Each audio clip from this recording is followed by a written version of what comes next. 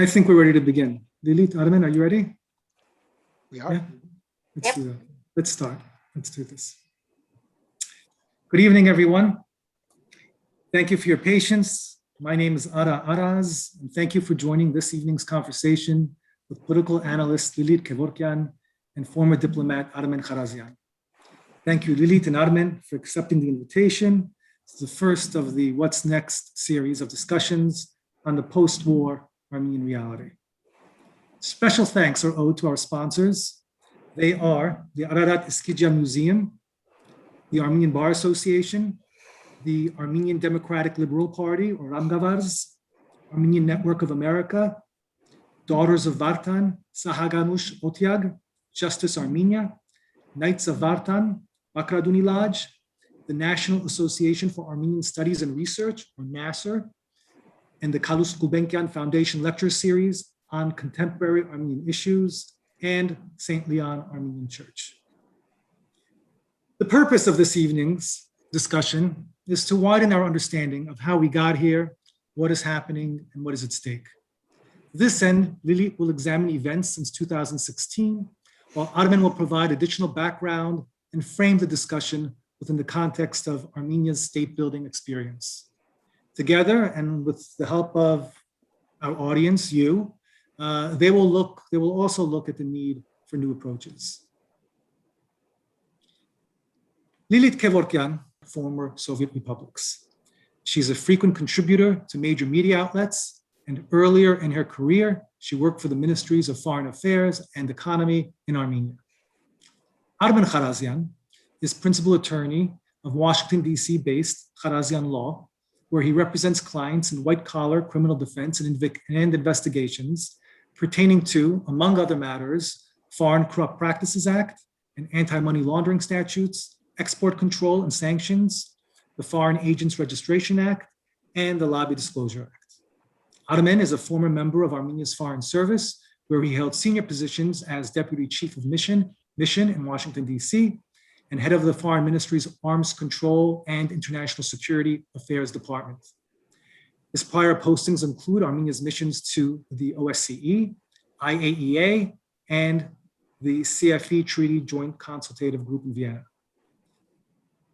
and Armenia's delegation to the Nagorno-Karabakh peace talks. Among other agreements, Armen negotiated Armenia's first individual partnership program with NATO, in addition to other matters concerning military technical cooperation, counterproliferation, regulation and compliance, and regional security. Thank you once again, Lilit, Armen, for being with us. Everyone, please know that questions may be submitted using the Q&A feature. And if Lilit, you're now ready, we can begin. Thank you, Ara. Thank you for this opportunity, and I'm really happy to share the panel with Armen Kharazian. Certainly look forward to his contribution. In the next half an hour or so, I will focus on the events that led to the last year's catastrophic war, and I will expand on what is the most likely scenario of development if the Armenian government, its key opposition forces, and the diaspora continue their current strategies. I thought to start this presentation by quoting the Russian First Deputy Prime Minister Dmitry Rogozin. So on the 11th of April 2016, he gave an interview to a Russian top radio station, Echo Moskvy, days after the main military operations had stopped along the line of contact in Artsakh. So this is right after the 4-day war in 2016 in April. But when he was talking to the radio station, the shootings and incursions continued.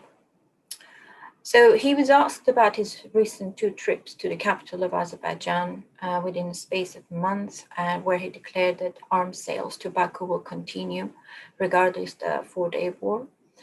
And the journalist asked him whether it's correct to say that Russia militarily supports both Azerbaijan and Armenia. So Mr. Rogozin replied, so you understand that Armenia is our ally through the CSTO, which is the Russian-led military organization, sort of the Russian equivalent of NATO. He added, but Azerbaijan is our strategic partner in the region. We're connected with Azerbaijan by many economic ties. There's a large Azeri diaspora in Russia, and they pay for Russian weapons. It is not the weapons that shoot, he said, it's people who shoot. He also added, I want to say there has been a lot of horrible demagogy and a lot of verbal diarrhea right after my Baku visit, the end of quote. The journalist then went on to suggest that perhaps Armenians are concerned about the arms transfers to Azerbaijan, to which he answered that war requires cold-heartedness and not whimpering and propaganda. Now, I brought this quote because I thought that this episode, as unpleasant as it was, encapsulated the deterioration of Armenian-Russian relations. We're talking about 2016 now. The commentary came against the backdrop of our worst developments, signaling that Armenia's near total isolation at the outbreak of the 2016 war. Ragozin's statements also came after conspicuous silence from Moscow when the war broke out on the 1st of April. And also the war was followed by the Russian Foreign Minister Sergei Lavrov's proposition that perhaps Azerbaijan should consider joining the Russian-led security bloc to facilitate the Karabakh conflict resolution.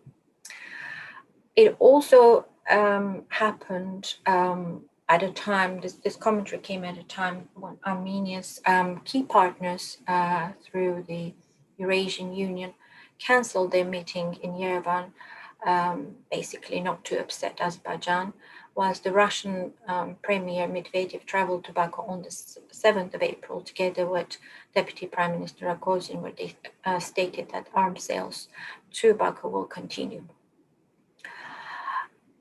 This is happening 3 years after Armenia abandoned its association agreement talks with the European Union and joined the Russian-led customs union. This is happening after Armenia extended the lease for the Russian military base until 2044. It agreed to take full costs of this military base, unlike, for example, Tajikistan or Kyrgyzstan that also host Russian bases. It's happening after Armenia handed over 100% control of its energy company, gas company, agreed to import hydrocarbon exports exclusively from Russia until 2043. And it handed over the portion of Armenia-Iran gas pipeline to Russian supermajor Gazprom. So by April 2016, Armenia had found itself in diplomatic isolation, but that isolation has been in making since really times of Levon Petrosyan, who probably is de facto architect of Armenia's Russia-centered security strategy. And here I hope that Armen will expand more on the origins of this architecture, how it evolved, and perhaps on some of the failed attempts to diversify Armenia's foreign policy. But what is the essence of this architecture? And the narrative of this strategy is something quite straightforward, and one can easily hear from any Armenian. You can ask any diaspora Armenian, and they'd say that, look, Armenia is weak. It's surrounded by hostile Turks and Azeris. It doesn't have any energy resources, and Russia is its traditional Christian ally. So there are no other options but to tag along. Now, the problem with this narrative is that, apart from some factual mistakes, it offers no alternative. It supposes that there is a permanent overlap of Russian and Armenian national interest, which is a fallacy, to put it mildly. Nonetheless, neither any Armenian government nor the politically active diaspora organizations left their comfort zone for decades or considered any alternative scenarios, I would argue. This security system effectively started collapsing on the 1st of April when Azeri forces launched an attack along the entire line of contact in Artsakh. This led to human losses as well as the loss of some strategic heights in Artsakh. Arguably, this was a reconnaissance war, to quote the Armenian General Ardita Tadevosyan, and it was also a prelude for the full-scale war, which took place, as we saw, in April-November last year. However, this war became possible due to geopolitical shifts in the region in prior years, and it was mainly because of the disturbance of the balance of military capabilities between Armenia and Azerbaijan. The process in full, this process it started sort of in full nearly a decade ago. And it's worth probably highlighting that Artsakh conflict was the only conflict where Soviets were vehemently opposed to. And this is the only conflict where there was no Russian presence, military presence until 2020. And it was also unique in the sense that it rested, the truce rested on the military balance of power between Armenia and Azerbaijan.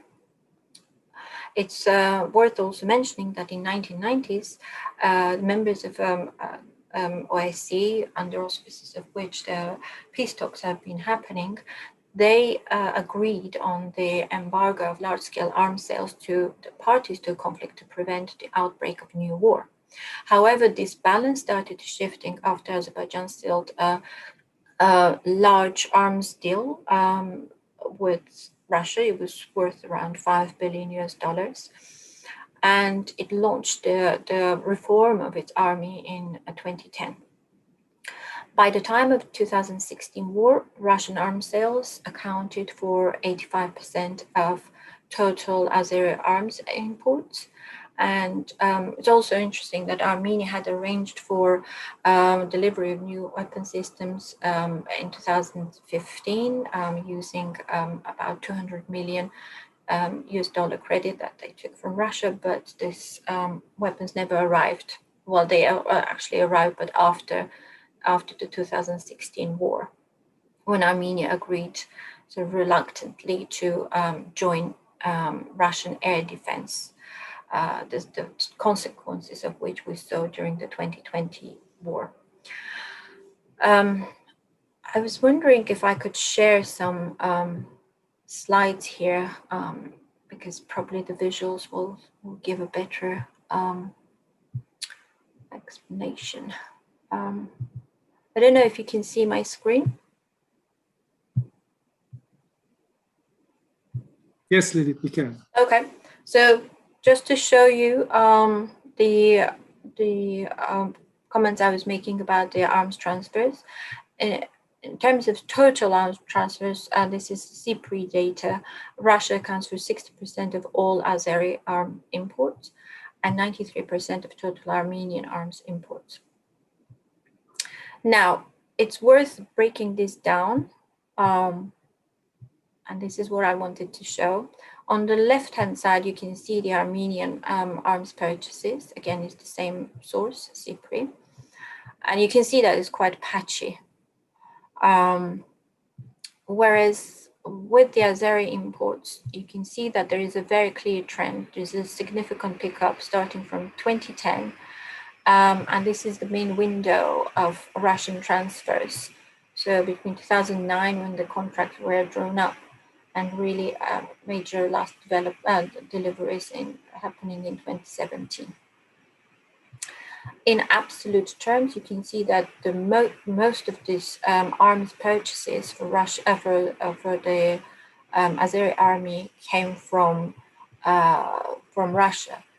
Later on, you see, I'll jump back here, you see that there are other countries that join as major suppliers to Azerbaijan, Israel being one of them, and of course another nominal Russia ally, Belarus, is an arms supplier. But I want to highlight that, for example, Turkish arms sales remains relatively small. And these are some graphs that I found quite useful. Just shows that so by 2019, this is the shift in balance of military capabilities is quite obvious. The blues represent the Azeri capabilities and orange Armenian. Now, one thing that I really wanted to emphasize here is that you can see that in terms of the shift in balance, you're talking about in categories where the transfers from Russia and from Belarus made a big difference, and partially Israel, but really this the first two. So you see that the total artillery, rocket artillery, self-propelling and so forth, tanks and armored vehicles, Air Force, have to highlight that, of course. Fighter aircraft, you can see that complete dominance in many categories.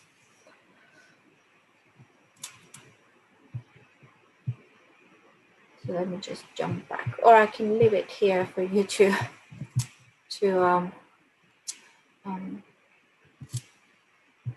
have a look.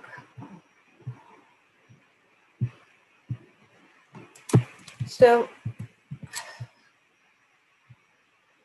apart from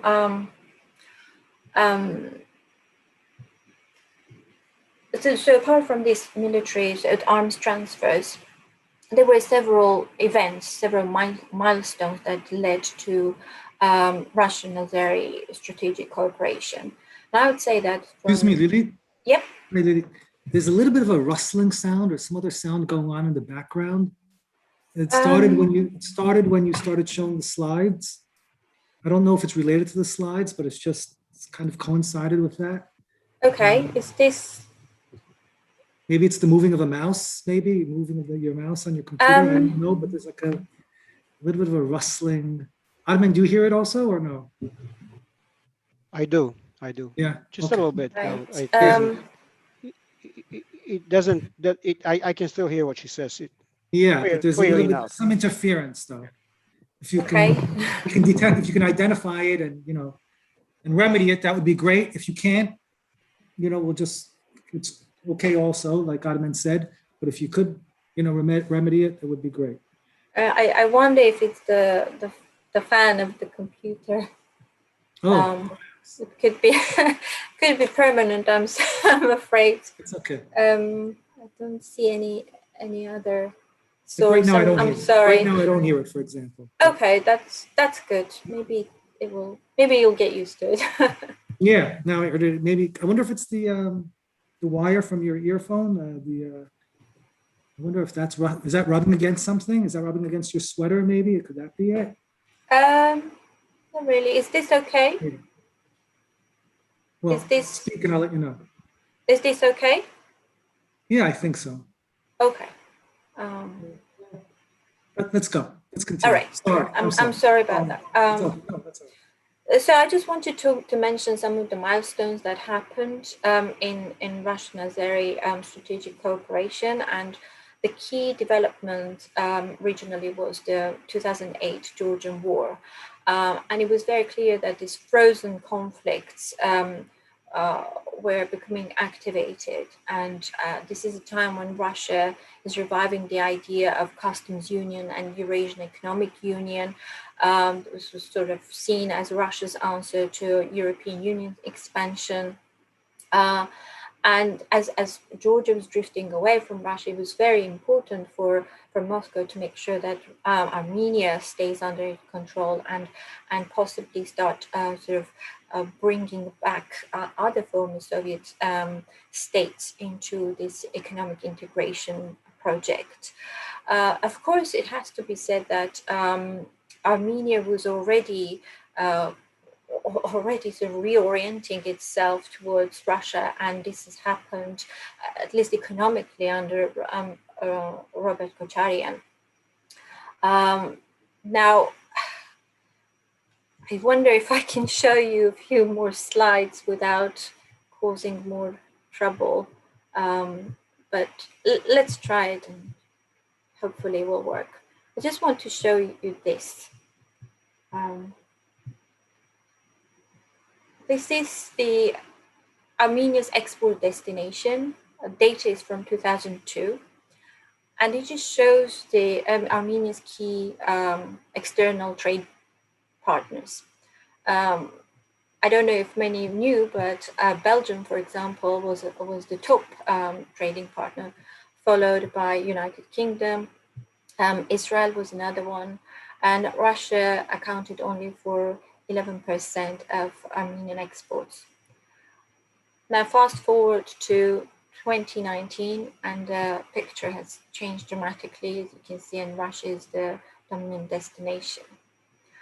I included here the Azeri export destinations 2002. Italy is, which is basically the gas exports, is the dominant destination. Here you can see that Russia is only 3%, imports 3% of Azeri export. And in 2019, the picture hasn't really changed that much, except that Turkey has become quite more prominent, more pronounced partner. Russian share remains more or less the same. So I just wanted to give you the visuals to explain where Armenia was and how it was moving. But the basis of this shift and the increase of Russian economic influence in Armenia happened through two major events, and this is known as assets for debt exchange. So Armenia, and in fact, the idea came from Vladimir Putin when he was visiting Armenia back in 2000. The idea was that Armenia will hand over some of its assets to Russia for a meager $90 million debt. Prior to that, Armenia was paying around $16 million per annum as interest as interest service or interest payment, which was quite high, to be honest. So in 2002, Armenia hands over Hrazdan thermal power plant, which was Armenia's largest, along with several research and production enterprises, which were part of the Soviet military industrial plans. And later on, Armenia also hands over in 2006 Hrazdan 5 block. Now, just to explain the importance of these assets, Hrazdan 5 block was it was a large investment project that was carried out by Iran's Sanir company. Armenia got 150 million soft loan from Iran, and the idea was that Armenia will import Iranian gas. It will be used to produce electricity. This electricity will cover 40% of Armenia's electricity requirements, and then Armenia will be supplying the remainder to Iran to cover for the loan, and then ultimately the plant would generate around $100 million US per annum for Armenian profit. It's just one example of sort of the economic losses that Armenia incurred through this deal. And to give a bigger context to this, just to give a couple of other numbers, Russia, in fact, forgave about $242 million US of debt to Tajikistan, about $500 million to Kyrgyzstan, $32 billion for Cuba, $19 billion US for African countries, in total about $100 billion US in recent decade. But coming back to their arms sales, as I showed you, you can see that how patchy Armenia's arms acquisitions were, whereas our Azeri purchases are really coinciding with those geopolitical changes and shifts in the region. There is a line of argument that supposedly these transfers weren't that significant for Azeri army, but when you see the breakdown of it, you know, the number of tanks and Smerch and Tos, multiple rocket launchers, the fighter jets, fighter bombers, and so forth, it shows that effectively the core of the army, Azeri army capability is produced in Russia. Now, these changes are happening along with the emergence of the so-called Lavrov Plan during the Artsakh talks. By 2010, as the customs union was launching, Russia was actively promoting its expansion. As I mentioned, Ukraine, Moldova, Armenia, Central Asian countries were approached and offered membership, as well as Azerbaijan. However, from the Azeri side, one of the lines of argument was that Azerbaijan needs to restore its territorial integrity before considering joining any blocs promoted by Russia. So in a nutshell, this Lavrov plan, or more precisely Putin plan, would see Azerbaijan taking control of regions around Artsakh, first 5 regions and then 2, Lachin and Kilbajar. And then most importantly, the status of the region will not be determined, or as Armenian third president Sarkisian revealed recently in his interview, any vote by Artsakh would have happened within the Azeri constitution, meaning the issue of independence was out of question. Now, what Russia was gaining in this setup was the deployment of its peacekeeping forces in the region, because this was contrary to prior arrangements within the Minsk group that the regional states and co-chairs would not have their troops in the peacekeeping forces. So it was quite good proposal, win-win proposal for both Russia and Azerbaijan, one would argue, but clearly at the expense of Armenia.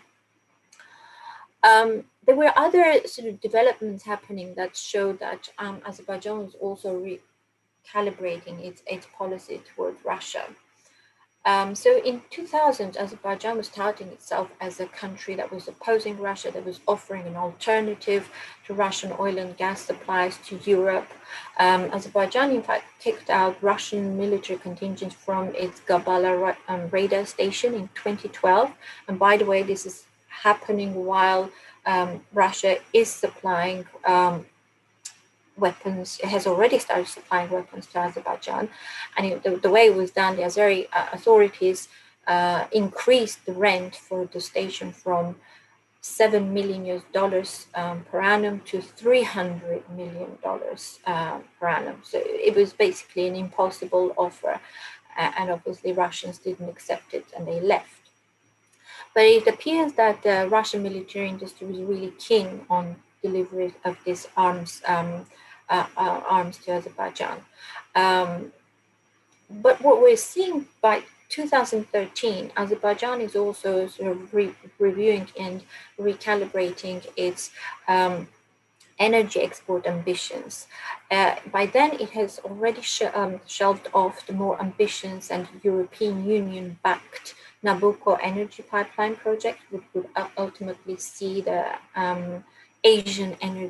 Central Asian energy flowing through Azerbaijan and bypassing Russia and going to Europe. Instead, Azerbaijan opted for a much smaller southern corridor, and it would just focus on exports of its own hydrocarbons. At the same time, Azerbaijan also built a pipeline with Russia. The Azeri energy infrastructure was also exporting Russian crude oil. So we can see that in terms of their energy relations, the two countries were also seeing a lot of cooperation and integration. So by 2016, as Armenia had already joined the customs union, pretty much had lost most of its leverage. It had very little influence over the bargaining that was happening between Moscow and Baku over the future of Nagorno-Karabakh. But what's also noteworthy is that after the April 2016 war, under the German chairmanship of the OSCE, the Minsk group proposes an installation of security measures along the line of contact to prevent an outbreak of a new war. But problem for Azerbaijan was that this would write off the possibility of military solution of the conflict, something that was not in Azeri plans. And luckily for President Aliyev of Azerbaijan, Russian president managed to thwart this idea of security mechanism. As it happened, Russia organized a trilateral meeting between Armenia, Azerbaijan, and Russia in St. Petersburg in summer 2016, where again these security measures were shelved off. Now, after the war of 2016, what we're seeing is increased pressure on Armenia to deliver on the return of these regions. But also Armenia was in quite isolated and weak state. Armenia was forced to hand over basically its air defense to Russia in October 2016. And because of the war, because of the outcome of the war, Armenia enters a period of political instability when the uprising of Sasnatzer happens, and the uprising directly and openly targets and talks about Russian Azeri plans regarding Artsakh. What was more important about this war and the subsequent political instability in Armenia was the breakup of the social contract in Armenia that probably took place starting from 1990s.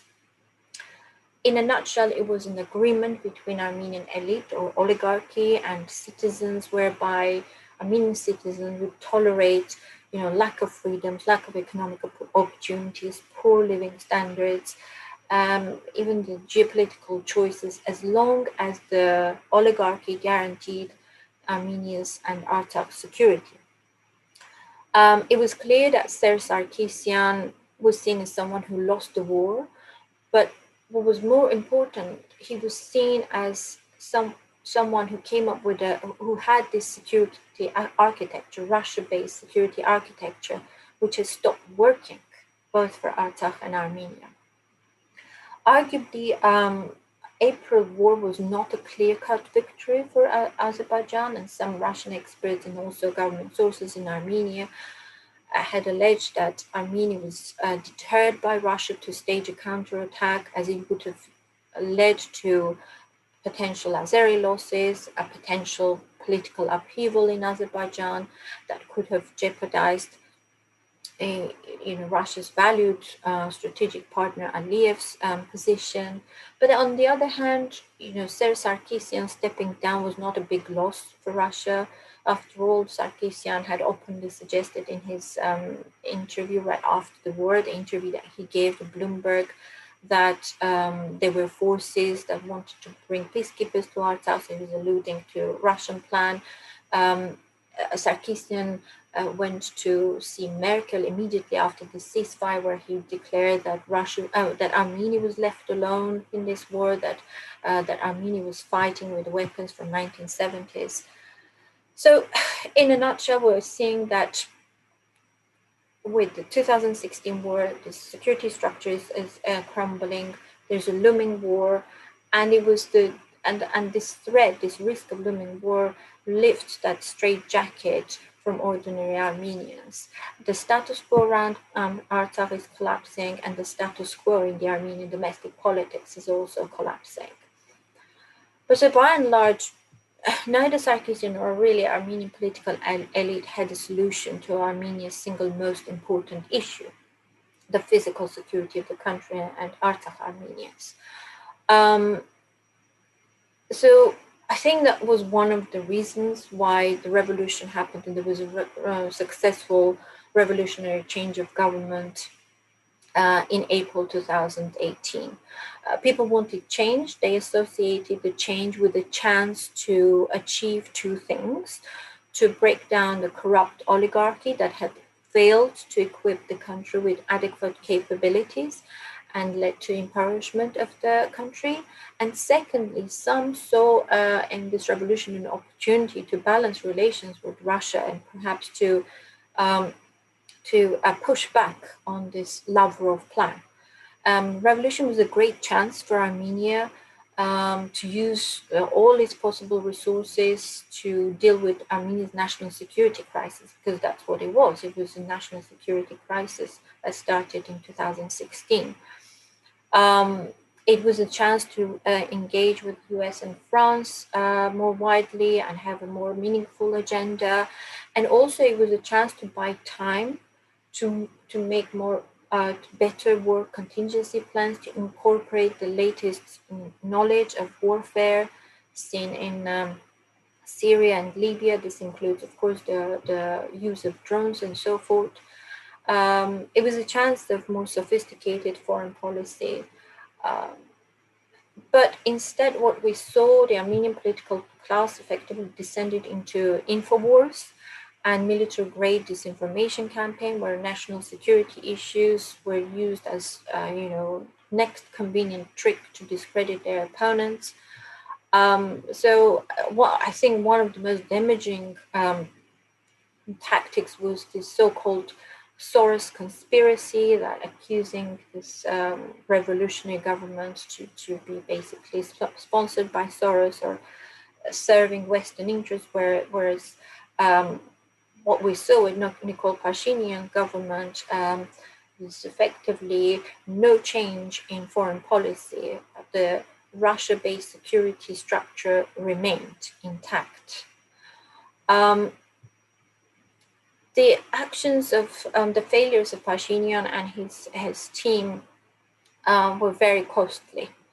There was a small window of opportunity that could have set Armenia on a different course and perhaps prevent or mitigate the scale of the war, but that has not been done. Pashinyan turned the revolution into simple regime change. He chose tribalism and loyalty over competence. He was quite sensitive to Russian sensitivities, because Russia effectively signaled that it wasn't very happy with full breakup of the oligarchy and prosecution of former corrupt officials and overhaul of the national security bloc. So there were minimum changes made in this regard. And moreover, it was this government that decided to send its military to Syria, something that even the previous government resisted. All again done in the same logic of, we are a strategic partners with Russia. We have to make sure that this relationship work, because that's the only option they had on the table. So we probably need an entire session to go and fully examine the failures of the Armenian government during the war.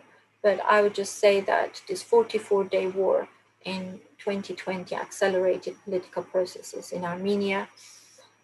And what we're seeing now is a new reality where the Republic of Armenia's sovereignty and territorial integrity are under clear threat, and the future of Artsakh is bleak.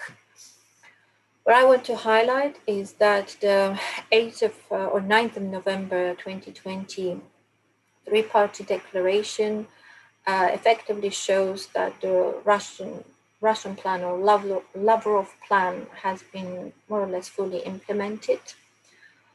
But the declaration also has a quite dangerous element in it, which wasn't in the original plan, I would argue, and that's the 9th clause, which links the conflict in Nagorno-Karabakh to Armenia's Sunik region and effectively compromises Armenia's territorial integrity. It effectively says that an unspecified corridor will be controlled by a foreign force, by Russian FSB troops, and Russia effectively will have a extrajudicial control over certain parts of Armenia. What we also saw recently, after the incursion of Azeri troops into Armenia proper in June, when the killing of an Armenian soldier happened and kidnapping of several soldiers, the Armenian government, on the same day as the Armenian soldier was murdered, signed a decree gifting lands to Russian troops in those areas of Sunik where this potential corridor will be laid. So another quite concerning development is that Russia has offered to mediate between Armenia and Azerbaijan to demarcate an Armenian Azeri border. At the same time, Russian Deputy Foreign Minister Rudenko stated that effectively this demarcation delimitation will be it is the remaining constraint, for example, for Azerbaijan to integrate with the CSTO, the military bloc led by Russia. It has to be mentioned that no other former Soviet country or countries have done their demarcation at such speed and under duress. So this is quite concerning development, and it will have far-reaching implications both for Armenia's security, its strategic depth, and as well as our tough status in the future. So as it stands, Armenia is likely, if nothing continues, Armenia is likely to lose control of parts of Syunik. Even if these communication lines are open, it is unimaginable for Armenians traveling, say, through Nakhichevan to Iran without any military protection, whereas the Syunik corridor will be operated by Russians and they will facilitate link between Azerbaijan and Nakhichevan. There has been also indication by Aliyev that Armenian army must be deprived of offensive weapons. So quite likely the Armenian armed forces will be downsized. In fact, the Armenian government has already spoken about it. Armenia is unable to protect its borders. It's effectively a protectorate, something becoming more and more resembling of Abkhazia rather than an independent state. Now, the 9th of November declaration also came with other agreements. This weren't part of the declaration, but they simultaneously Armenia and Russia agreed on several other things, such as full access of Russian media to Armenian market. There were also Russian Kremlin-linked outlets who put out much more ambitious plans of integration, which includes elevating Russian language to state level, closer cooperation between armies and effective coordination in foreign policy, potential joint combat operations in Syria, and revision of school books and so forth. So this is quite, it just gives you a flavor of how Russia sees this integration. It's a complete absorption of Armenian statehood. Now, some will say, but we talked so much about Turkey. Russia? What about Turkey? Now, Turkey's entry into the region effectively destroyed the Minsk Group international format. But there are two arguments about the Turkish involvement in Karabakh conflict. Some argue that Russia is too weak, and it's now being challenged by Turkey, and Turkey is backed by Western countries that they see Turkey as a useful tool to contain Russia, and it opens a gateway to Central Asia via Azerbaijan. If this is true, then from Armenian security perspective, it is unclear why Armenia should continue integrating itself with a country that is unable now to deliver on basic security commitments, and it is so weak that despite being a nuclear power state, it is folding at the Turkish threat. Now, the second narrative or scenario which I would support is that there seems to be an implementation of Turkish-Russian regionalization of the conflict. This is a blueprint that worked in Syria, and effectively Russia is happy to deal with the West as long as this West is represented by Turkey. Turkey, in Russian eyes, is becoming an independent player. It is so independent that it's ready to defy the US and NATO. It helps to keep the West in place at bay in some of the regional conflicts. And, after all, some Russian members of parliament went as far as saying that they prefer to see Turkish flags in Karabakh rather than French flags. So Turkish entry into South Caucasus, transfer of mercenaries, breaking the international norms by the very NATO member is a great pretext for Russia to advance its own plans in the region. And the regionalization of the conflict means the new division of spheres of influence. And in South Caucasus, currently, it's proposed to be done in this format called 3+3. So 3 stands for Armenia, Georgia, and Azerbaijan, and the other 3 are Turkey, Russia, and Iran. So far, Georgia has been resisting. Armenia has tried also to resist, but it's supported by Russia, Azerbaijan, and Turkey. Another element of this arrangement is that Turkey has offered its mediation between Georgia and Russia. And if this happens, it will be quite a big coup for Russia.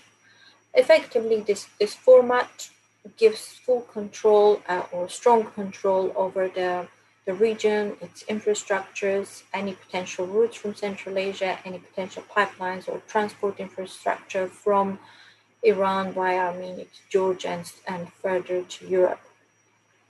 Have to say that there is, of course, an element of rivalry in this model, as seen in Syria. So there is a bit of rivalry between Russia and Turkey. However, this competition stops when they have their when it comes to their common objective, which to my mind is to keep the Western players out of the region. So for Turkey, this is a win-win situation. It's for Russia, this is great because they have a new partner, as discussed above, they can cut deals with, and it has no normative issues. So when coming back and just to sum up my presentation here, the Armenian elite is effectively betting on the fallout between Russia and Turkey, or Azerbaijan more precisely. However, there are no contingency plans as to what happens if this fallout doesn't occur. And the evidence shows that, at least when it comes to Russia and Azerbaijan, their relations have been going strong for quite some time now, especially in terms of their integration of elites. And there is no reason to consider that there will be a fallout. So Armenia really doesn't have any other choice but to profoundly restructure its foreign policy and domestic political landscape. Now, the good news is that Ilham Aliyev managed to do something that no Armenian political force could have done. He has finally unveiled and exposed the deep faults both in the foreign policy and domestic policy of Armenia. He exposed the key issues in Armenia's external relationships, and really has left no room for Armenia but to succeed by consolidating its resources around statehood, something that hasn't been done, I'd argue, for almost 3 decades. And with this, I will conclude and hand over to Ara. Thank you, Lilit. Thank you very much for the quite informative and compelling presentation. There are many questions, but we're going to wait until Armen's presentation to field questions, if that's okay. Armen, if you're ready. Sure, yes. Thank you. And I thank Lilith for the nuanced presentation of the full texture of challenges that Armenia faces today and has faced on its journey that brought us here. What we're doing today here is a failure analysis. It's an attempt to analyze the catastrophic failure that Armenia experienced during the 44-day war last fall. Now, I wish the Armenian National Assembly had established a commission, a 9/11 type commission that would investigate the failure, identify what went wrong, identify what needs to be done to address the shortcomings, and show the way to build capacity to mitigate and overcome its consequences. That didn't happen. So the analytical community, those of us who used to be practitioners, and the general public, especially that part of the public that monitors the events and takes interest in events in and around Armenia and Artsakh, are stepping in and giving thought to how to define what went wrong. We can go into a very complex analysis of things we don't even know. There's a lack of information about what happened exactly in the battlefield. There's a lack of information about what was going on with the Armenian diplomatic missions, with the Armenian diplomacy, with the Armenian Defense Department, with the Armenian intelligence, with the Armenian state. But one thing is clear. It was not simply a diplomatic failure. It was not a defense failure. It was not an intelligence failure confined to a single event. It was a catastrophic failure of the Armenian state, of the rationale of the Armenian state, of the rationale of the national security paradigm the Armenian state had built for 30 years, based on the premise of centrality of Russia to address two of its key challenges, the way the Armenian state had defined those challenges, one being deterring Turkey from intervening in the Caucasus, specifically in the Nagorno-Karabakh conflict, and second, deterring Azerbaijan from engaging in a large-scale military offensive to try to change the status quo. In both of these, to build capacity to successfully engage in this dual deterrence, Armenia thought that it had to rely on an exclusive relationship with Russia, in fact, monopolize its national security alliance system and build it on the idea that Russia is central to everything. Now, working with Russia comes at a cost. When you work with Russia, you also restrict, you exercise self-restraint in the type of opportunities you have to seek answers to the kind of questions you have, including those to whom an alliance relationship with Russia provides no answers. So Armenia did find itself in that situation. And secondly, any alliance works if it's based on contribution, ownership, and empowerment, and the Armenian-Russian alliance does not appear to have the attributes of any of these. So, but Armenia did build its national security paradigm around Russia.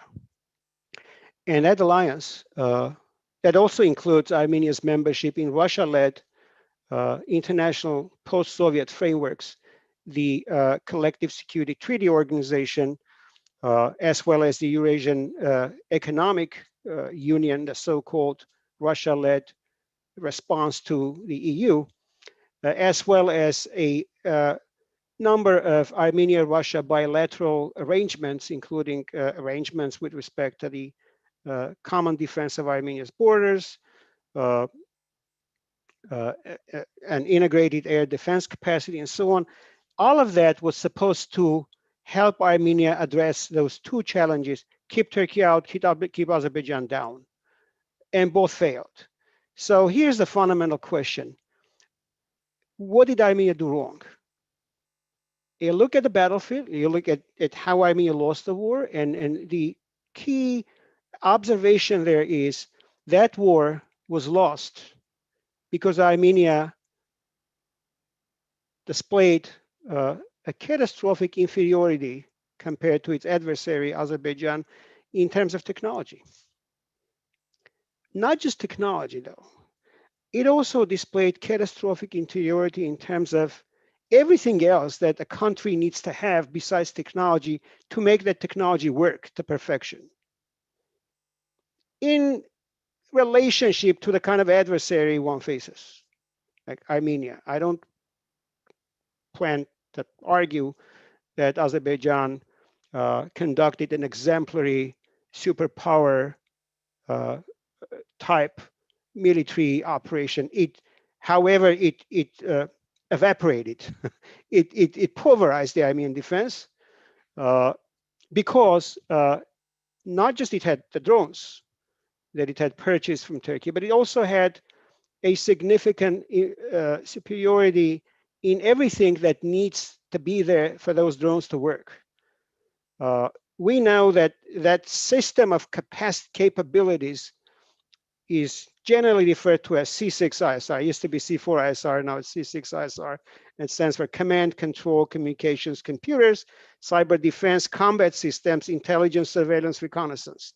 If you don't have those capabilities that animate, that put into motion and give meaning, purpose, direction, effectiveness to the kind of technology you have, then that technology generally is useless compared to the Armenian Sus, SU, the Su Russian-made airplane that had no support and no context and no groundedness in the kind of C6ISR capabilities that the Azerbaijani drones had, the Bayraktars had. They had air support, they had ground support, they had potentially also satellite space-based support, they had command and control support.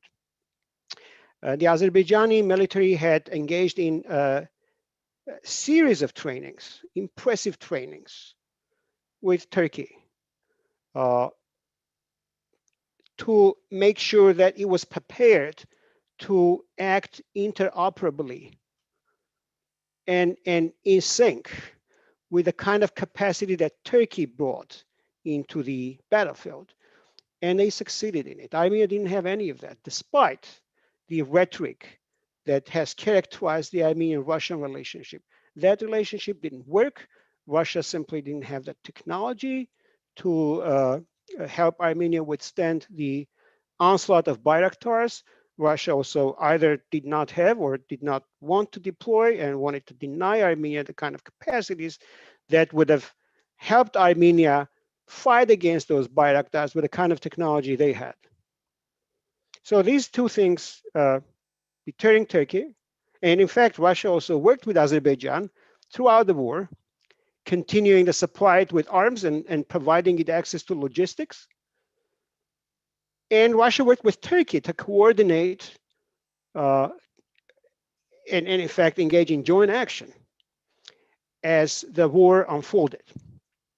So Russia worked with Armenia's apparent adversary and Armenia's archenemy, while also marketing itself as Armenia's only ally.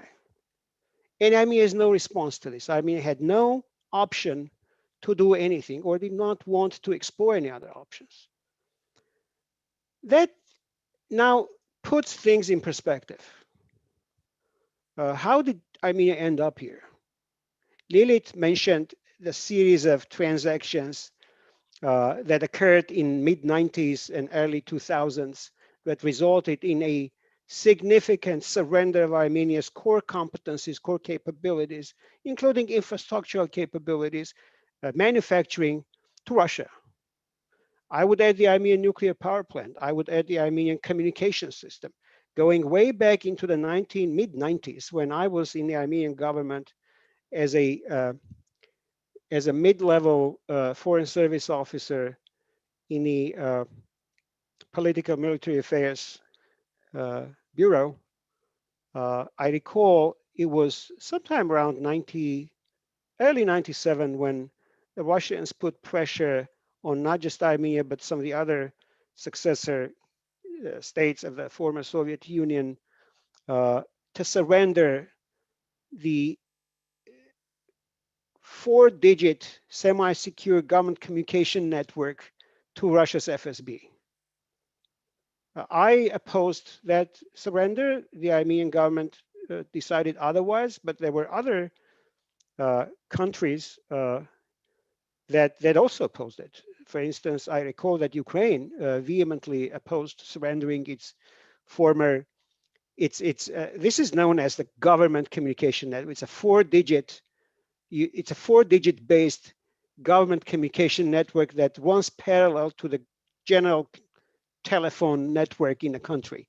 And you use those 4 or 2 digits to conduct official government communication without interfering with the general public telephone lines.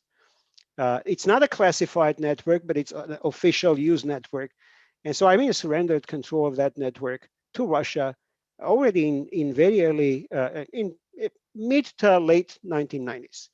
There was another attempt by Russia, which succeeded with respect to Armenia, to pressure the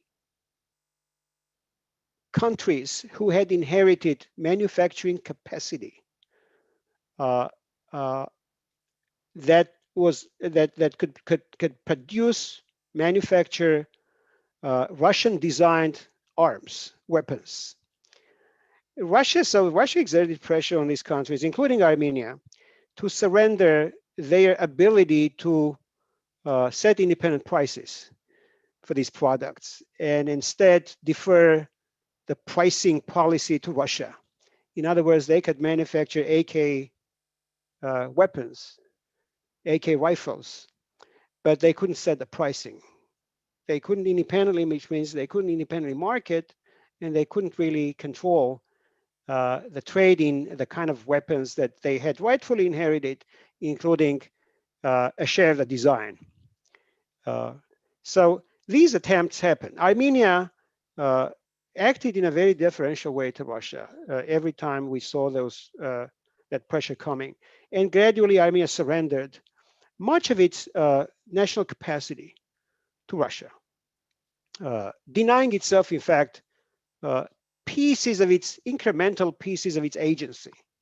And what it ended up with is having almost no agency when it came to establishing an infrastructural network in a region that it could rely on to build a functioning, profitable economy that would pay for the kind of military plans and social plans and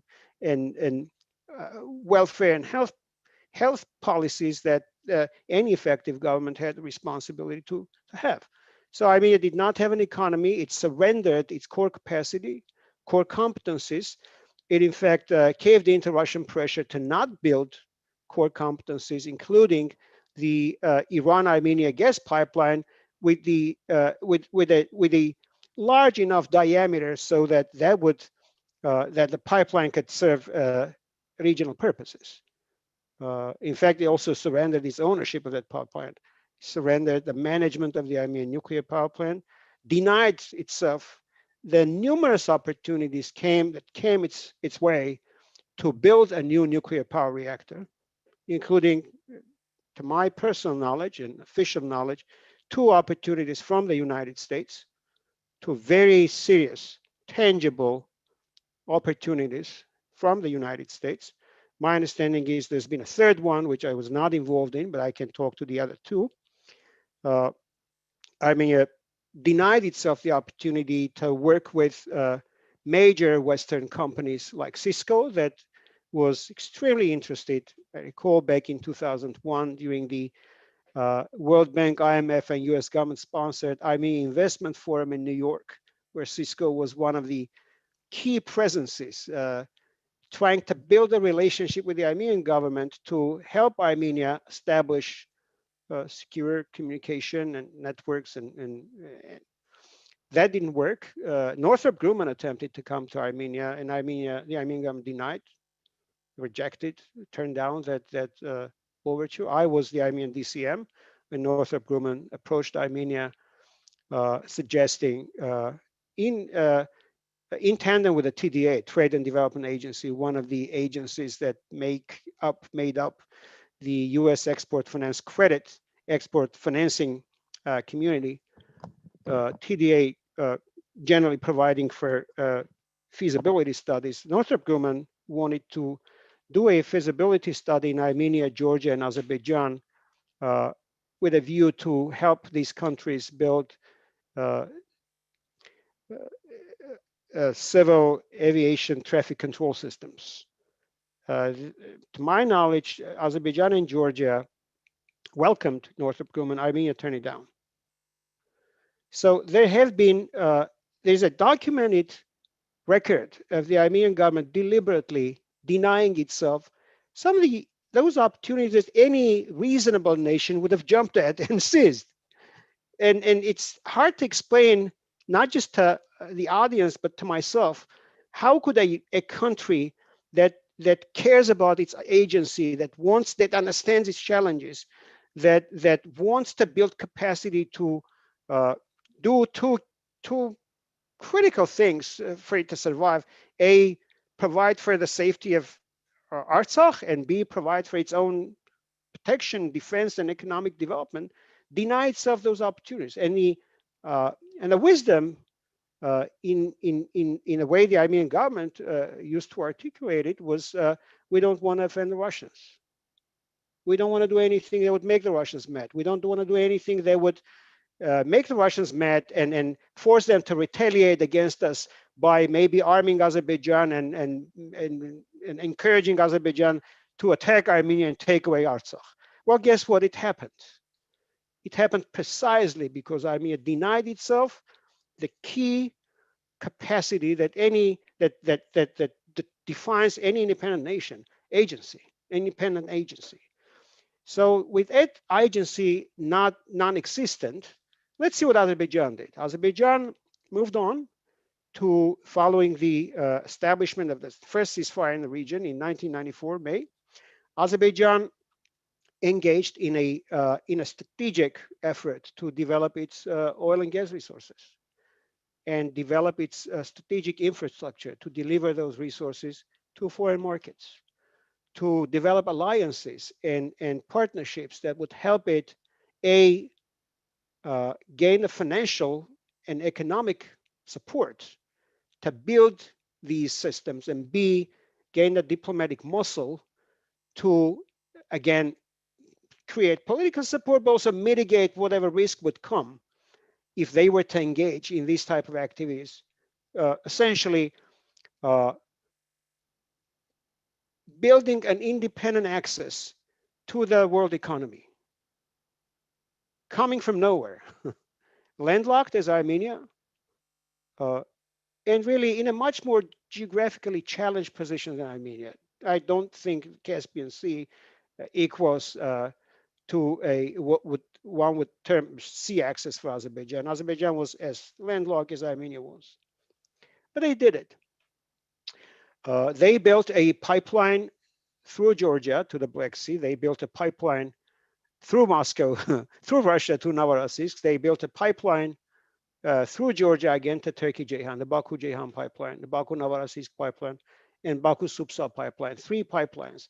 And then they also engaged in developing a similar pipeline infrastructure for the gas resources, the southern corridor that Lilith mentioned, including carving a waiver in the US-Iran sanctions for the part of the southern gas corridor that involves the development of the Shah Deniz gas field, that has a 10% Iranian government-owned entity ownership, NIOC ownership. And Azerbaijan achieved this. Just look at the scale and the strategic breadth of the kind of things Azerbaijan did, and compare them to how Armenia acted post 1994 ceasefire. So they worked with Russia, they worked with Georgia, they worked with Turkey, they worked with Iran, they worked with the West, bringing in investment, they worked with the United States, because the United States witnessed in 1998 the Ankara Declaration that brought together Azerbaijan, Georgia, Kazakhstan, Turkey, and Uzbekistan in a show of political economic support for the Baku-Ceyhan pipeline, in which all of these nations saw a national interest, and Armenia was, of course, absent. So, following the setting up of this infrastructure, and Azerbaijan found itself in a position where it began having a profitable economy. Now it could pay for its military modernization, and they did not certainly hesitate to engage in that. They never made a secret out of that. Lilith showed you in slides the evolution of the Azerbaijani military modernization program, what I would add to it is it was not just acquisition. It was joint production the Azerbaijan worked to set up with South Koreans, with South Africa, with Israel. These are the kind of things that Azerbaijan used against Artsakh in a recent war and against Armenia. So it's not just acquisition, it's joint production. It's also training. And we've seen how Azerbaijan never missed an opportunity to engage in joint training with Turkey. Granted, training with Turkey, while Turkey did not act with respect, does not act with respect to Azerbaijan in its capacity as a NATO member. So Turkey's NATO membership does not define why and how Turkey works with Azerbaijan, but it's rather ethnicity and regional interest. But Turkey does carry the experience and expertise and the culture that makes a NATO member so competent in building and helping build defense. So Azerbaijan channeled that experience to Azerbaijan, essentially giving Azerbaijan access to all of that knowledge, experience, technology, while Armenia denied itself all of that. And in the end, Armenia failed. It was no secret that Azerbaijan was engaged in that effort. It was no secret Azerbaijan wanted to resolve the Karabakh conflict militarily. They never made a secret out of it. So I find it hard to understand how the Armenians simply overlooked, ignored, or fled out, simply didn't take seriously any of the things that were not just stated, but also acted on. I recall, in trying to explain this, I recall the mid-90s when Azerbaijan was engaged in this effort to bring together critical political economic support for the construction of the Baku-Ceyhan pipeline. And many Armenian analysts, and in fact, seasoned diplomats, especially those of the Soviet vintage, and also many Armenian military figures, again, of Soviet training, used to question the validity of the Azerbaijani claims that there was even oil there, and used to also question the wisdom of what Azerbaijan thought would be a successful mission if they were to try hard to build the critical support and actually do construct that pipeline, do bring that vision to fruition. So everyone used to say, well, they don't have the oil, A. B, the West doesn't have the muscle. They won't dare come into and want to show in Russia's backyard. And C, Russia will never allow a pipeline to be built from Azerbaijan to Europe, bypassing it. Well, guess what? Everything happened. So we come to the basic failure, I think. It's not that Armenia couldn't do anything, but because it was powerless in the face of some mysterious Russia-Azerbaijani alignment that we had no control over. It's simply Armenia surrendered all of its ability and refused to build any, refused to even recognize that if it failed to exercise its agency, if it forfeited it, if it surrendered its agency, others would coalesce and work together. Because it's politics, it's international politics, it's a world of self-help. If you can't help yourself, others won't help you. That same argument, I think, is relevant when one hears complaints about how the West abandoned Armenia. And look, the West is hypocritical. The argument goes, yes, Russia failed to come to our help, but West is hypocritical. Look at what the West did. Look at what the United States did. Look at what the EU did. They didn't go beyond any statements, and the United States even didn't even move a finger to help Armenia. Well, I have to say that if you deny any sort of opportunity to build an equitable relationship with the West, if you invest all of your all of the things that you need to have to build a solid military alliance in Russia, in one single partner, if you turn down opportunities to build that capacity with the West, there's no point in complaining that the West is left with no real instrument to employ to help Armenia.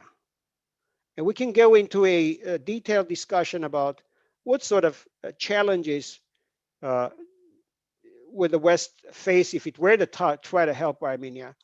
But I think the key here is that Armenia itself failed to even request Western assistance in any meaningful way that when they would go beyond humanitarian assistance. Armenia had opportunities to, in direct communication with very high levels of the US government, for instance, and also with the European Union, with NATO, ask for military help. Armenia failed.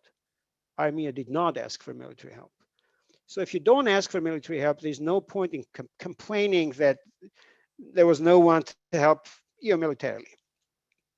And Armenia keeps, by the way, doing the same mistake, making the same mistake. The Armenians simply inexplicably, unreasonably, persistently deny themselves every opportunity they get to formulate a meaningful request for military help, for help in capacity.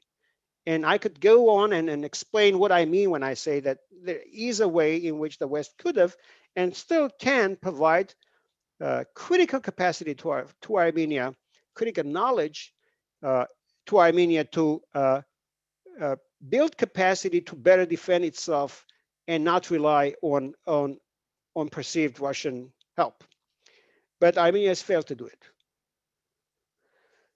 So again, it comes down to agency, to capacity, to vision, to a meaningful articulation of a regional rationale for Armenia and for Armenia's role with respect to Artsakh.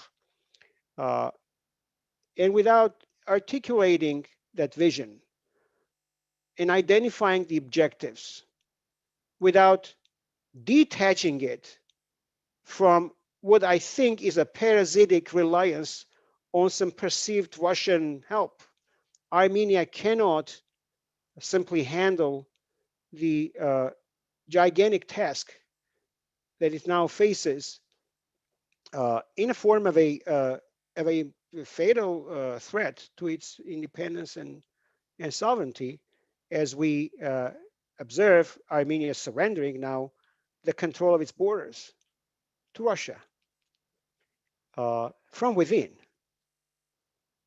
including the border with Iran,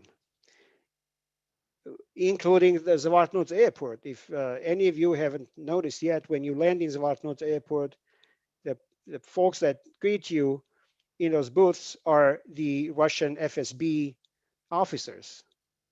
They're not the Armenian border control. Armenia surrendered its control, the control of its border, even in Zvartnots, to Russians. And that to me is extremely disturbing. Now, if Armenia is to get out of this situation, it needs access to knowledge. It needs access to modern technology. And that knowledge and modern technology is not in Russia. That knowledge and modern technology is in the United States, is in the West. It's way too dangerous for Armenia to continue to rely on the flawed understanding that if it keeps pleasing Russia, it will be able to rescue whatever it wasn't forced to give away as a result of the war. I think quite the contrary, it will have to surrender whatever it still has. And the evidence for that is the Karvajar area that Armenia surrendered even without a single shot. So for Armenia to overcome this seemingly impossible situation, I think it has to make up its mind about the critical need to balance its foreign security policy, and not simply balance it for the sake of balancing, but to identify the kind of capacity it needs to reclaim a critical amount of its agency to be able to address its very urgent physical needs on the border by by deploying the right amount of and right capacity in manpower, but also by gaining the ability to support that manpower with the necessary requisite C6 ISR elements and do it independently so that it would be able to stand for itself instead of relying on Russia, because any further reliance will be catastrophically detrimental to Armenia's very national existence as a country. So I'm not going to go into further detail on this. I think I spoke long enough, and with this, I stand ready to take any questions the audience may have.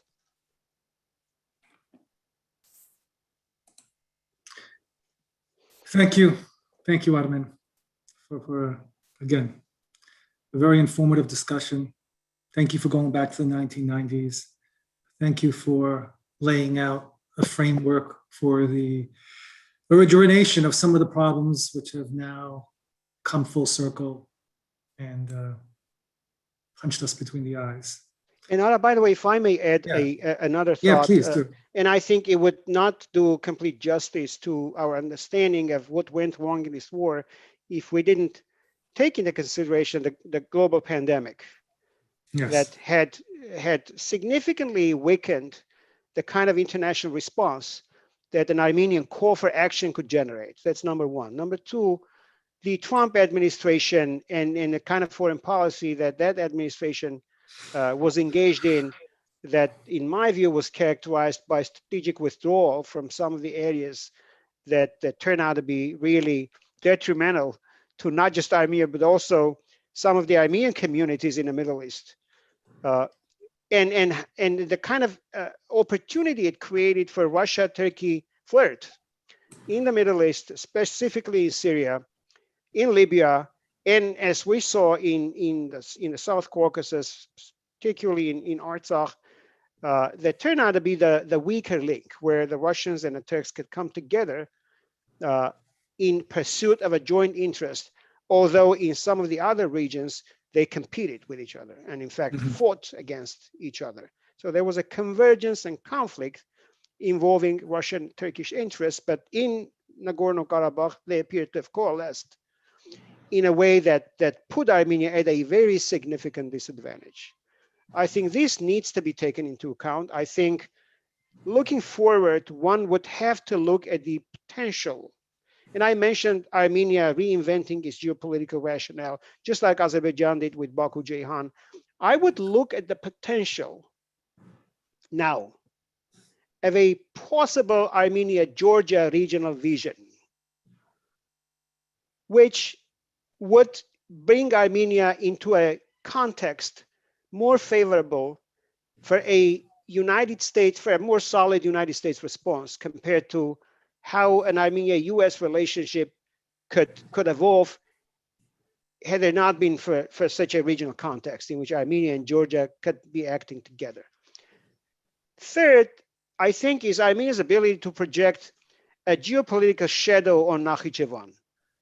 And I don't think Artsakh is lost, but for the moment, the kind of loss Armenia suffered in Artsakh can be compensated if Armenia has the economic and military muscle, without intervening in Nakhichevan, project a geopolitical shadow over it. And I think that's possible.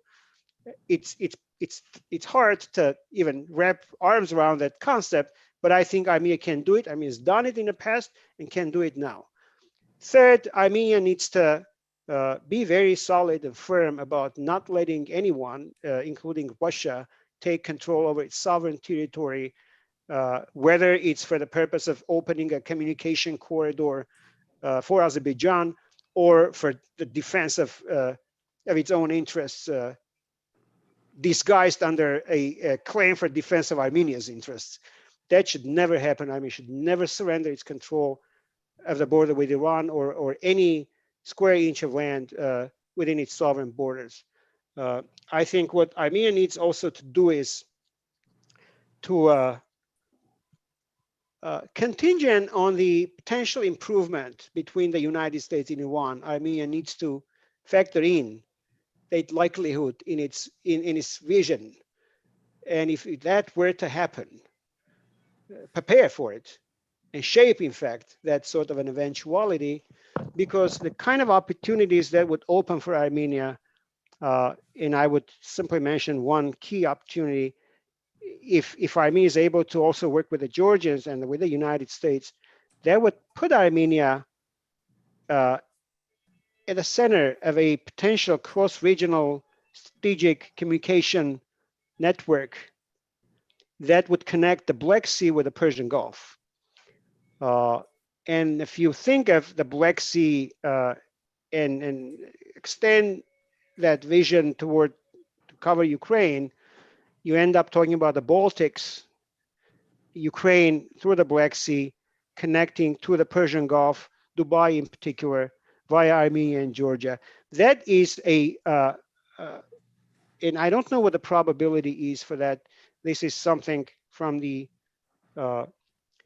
domain of an intelligence analysis and sometimes a very brave analysis, but I don't rule out that eventually there can be an improvement between the United States and Iran to an extent where the United States could work with Saudi Arabia and Israel and bring together these three key constituents of what could become a very interesting regional dynamic shaped by them, and redirect Turkey toward Ukraine, where this, in this grand vision, an Armenian presence would give Armenia the kind of agency that Azerbaijan didn't even have when they dared build the Baku-Ceyhan pipeline. This would be transformative. And while this is not the only potential outcome that we may witness involving all these countries and regions, and I would also factor in there the potential US interest in working more closely and assuming a stronger commitment with respect to Lebanon, and the potential for removing Hezbollah from that equation.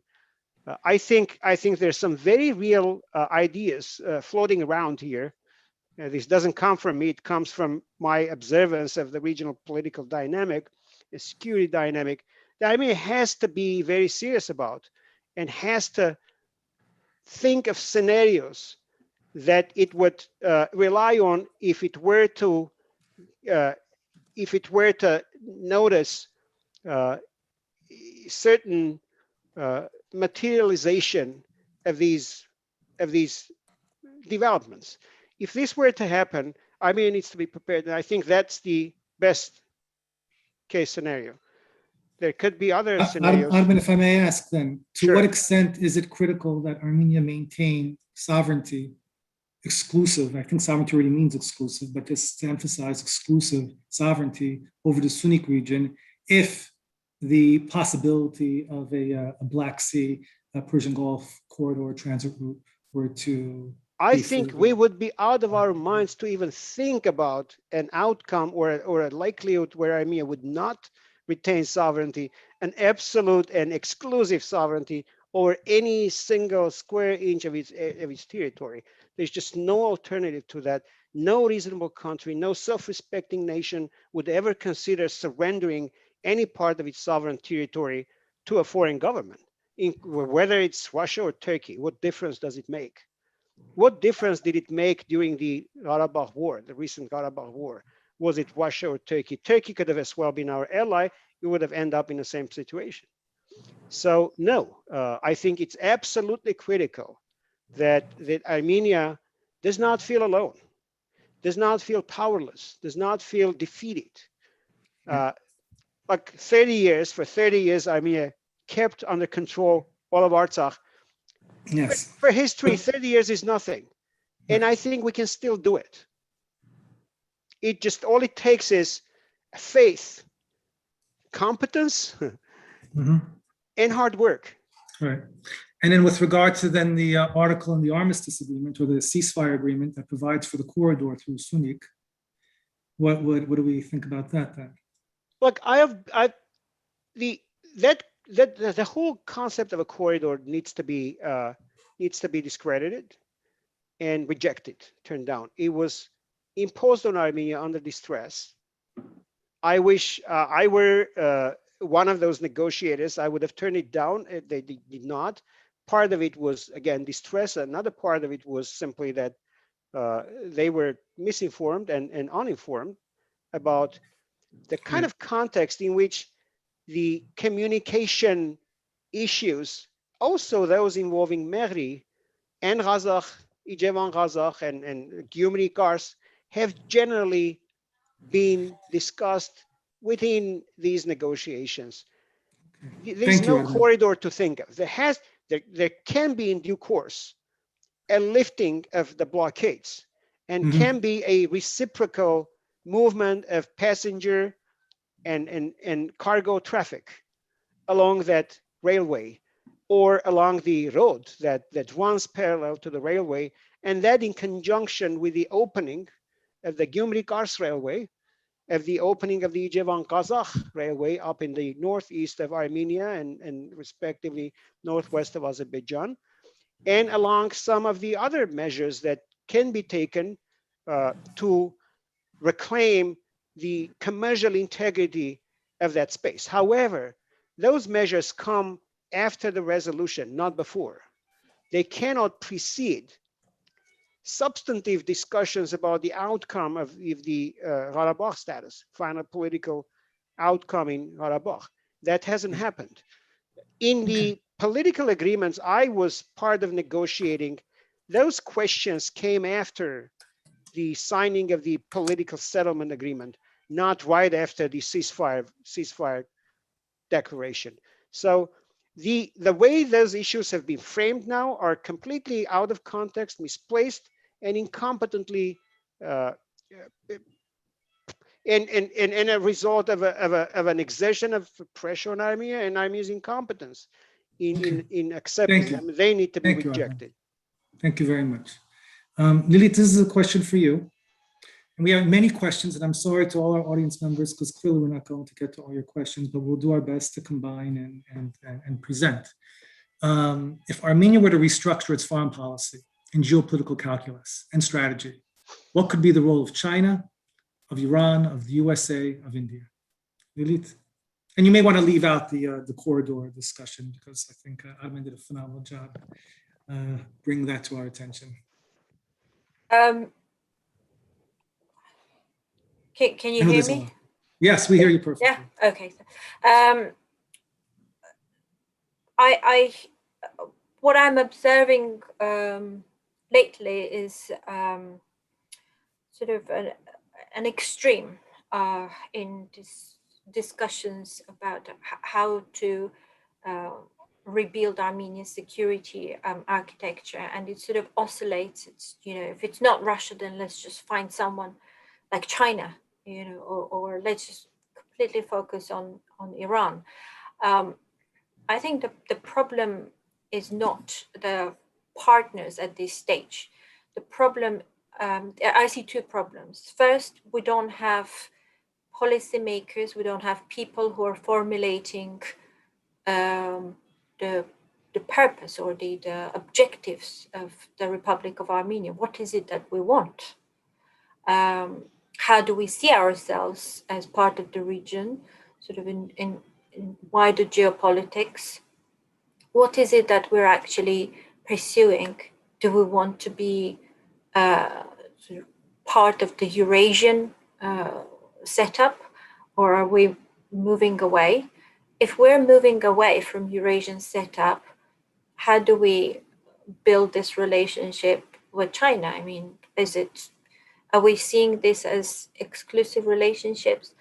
I would argue that the first thing is the people, and the second is the objectives, and that will clarify to where we're going. My opinion is that things are pretty clear. You have a crisis which can be turned around, and Armenia can actually emerge from this quite strong.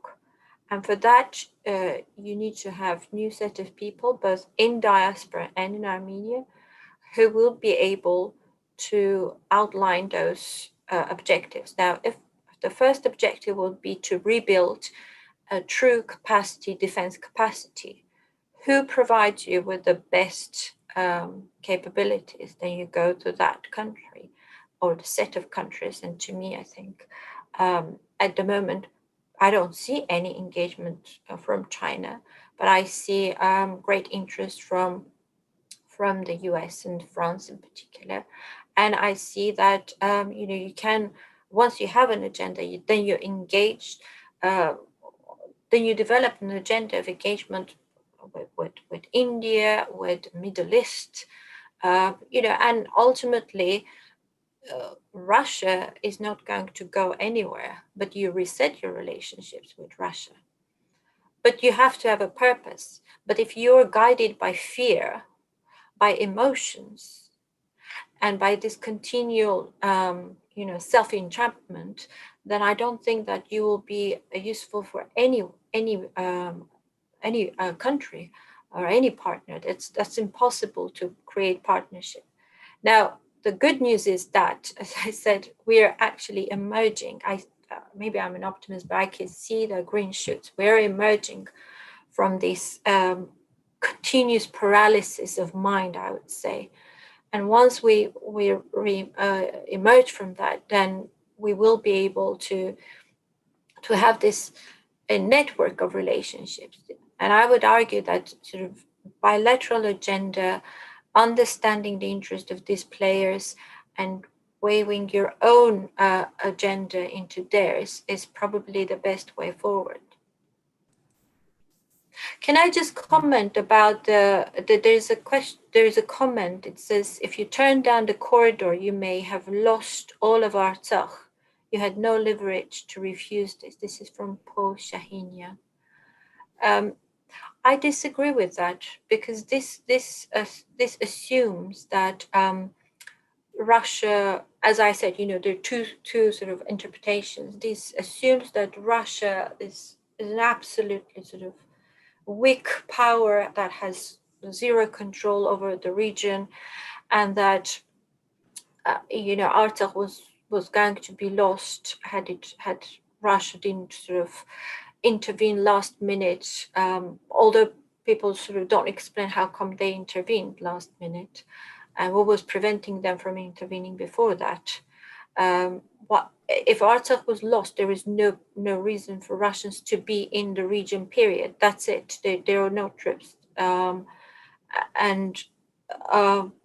Yes, perhaps there is an element of Armenia being so weak and having, as Armen was mentioning, incompetent negotiators who only negotiated with Russia only, who didn't refuse.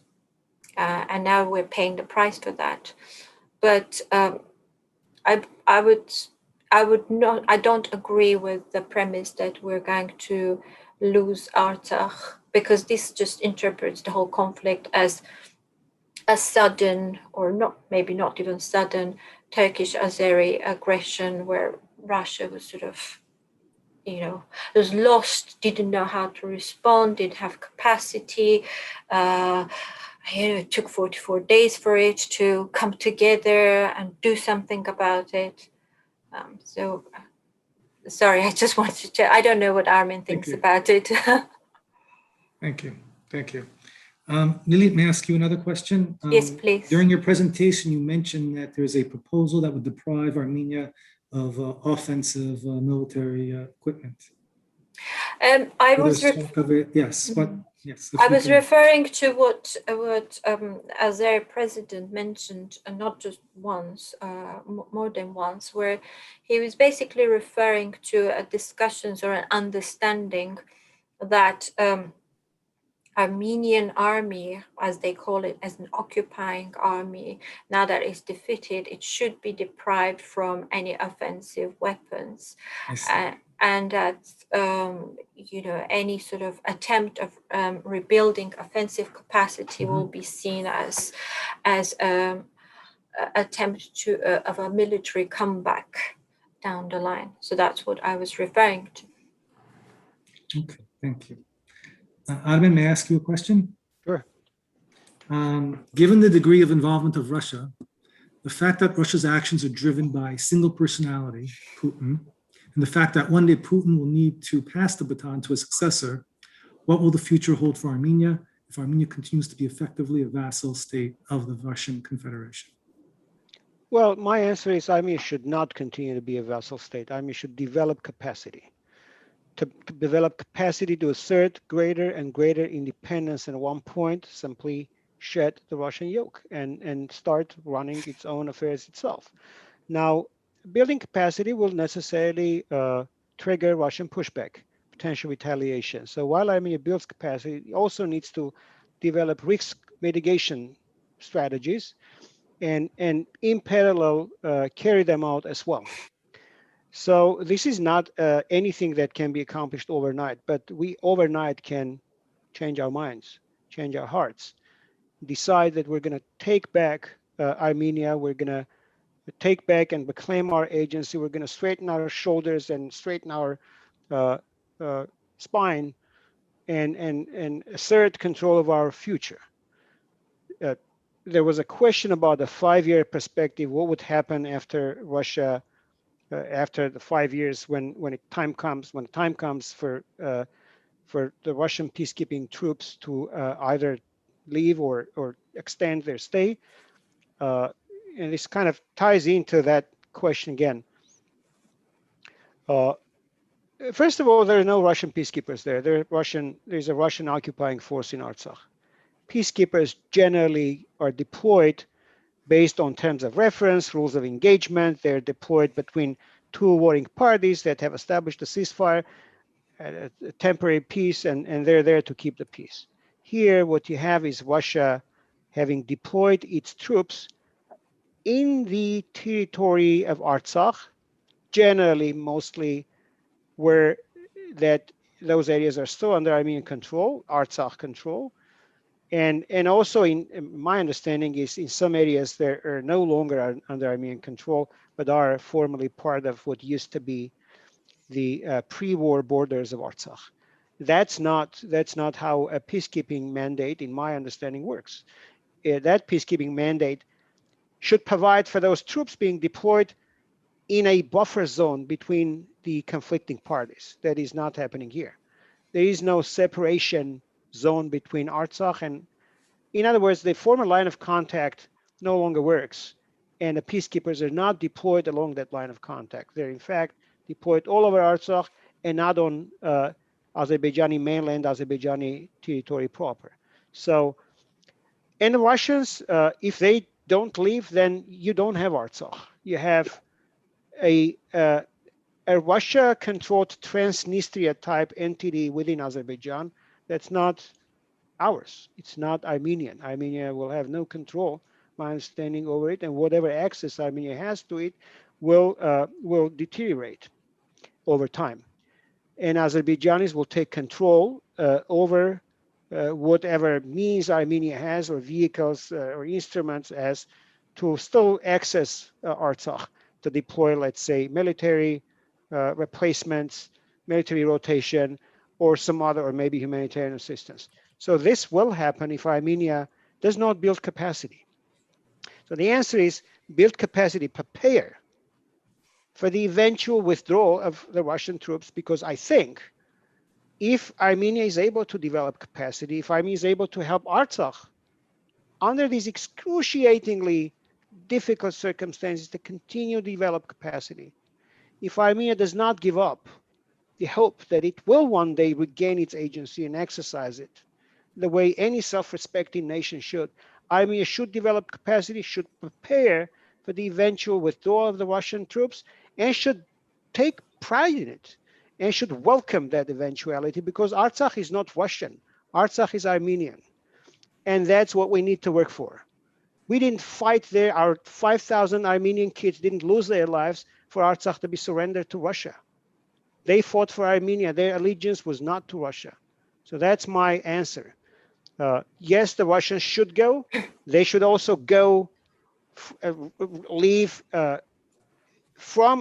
depart from Armenia when it comes to the 102nd Russian military base in Armenia. In fact, we're seeing quite the opposite happen. They're expanding their military presence, and I have very serious concern that Armenia simply has, in their minds, the Armenian government has simply decided that it's not going to oppose whatever Russians come up with tomorrow morning. If they want to take over the center of Yerevan, they will allow them to do it. Lilith mentioned a fact that should have caused an outrage, yet it went unnoticed, that the Armenian government, as it keeps losing, as it lost Artsakh, militarily, so to speak, schematically at least, as it keeps losing bits and pieces of sovereign Armenian territory with the Azerbaijani incursions and assertions of authority and control over internationally recognized Armenian possessions, Armenia cedes territory to Russian FSB. That is unheard of. That is unacceptable, and it should have caused outrage. Yet we don't see anything. I understand Armenia. The public in Armenia is not in its best position to even contemplate action against that when they face grief and post-traumatic stress. But what about the Armenian diaspora that largely left that event unnoticed?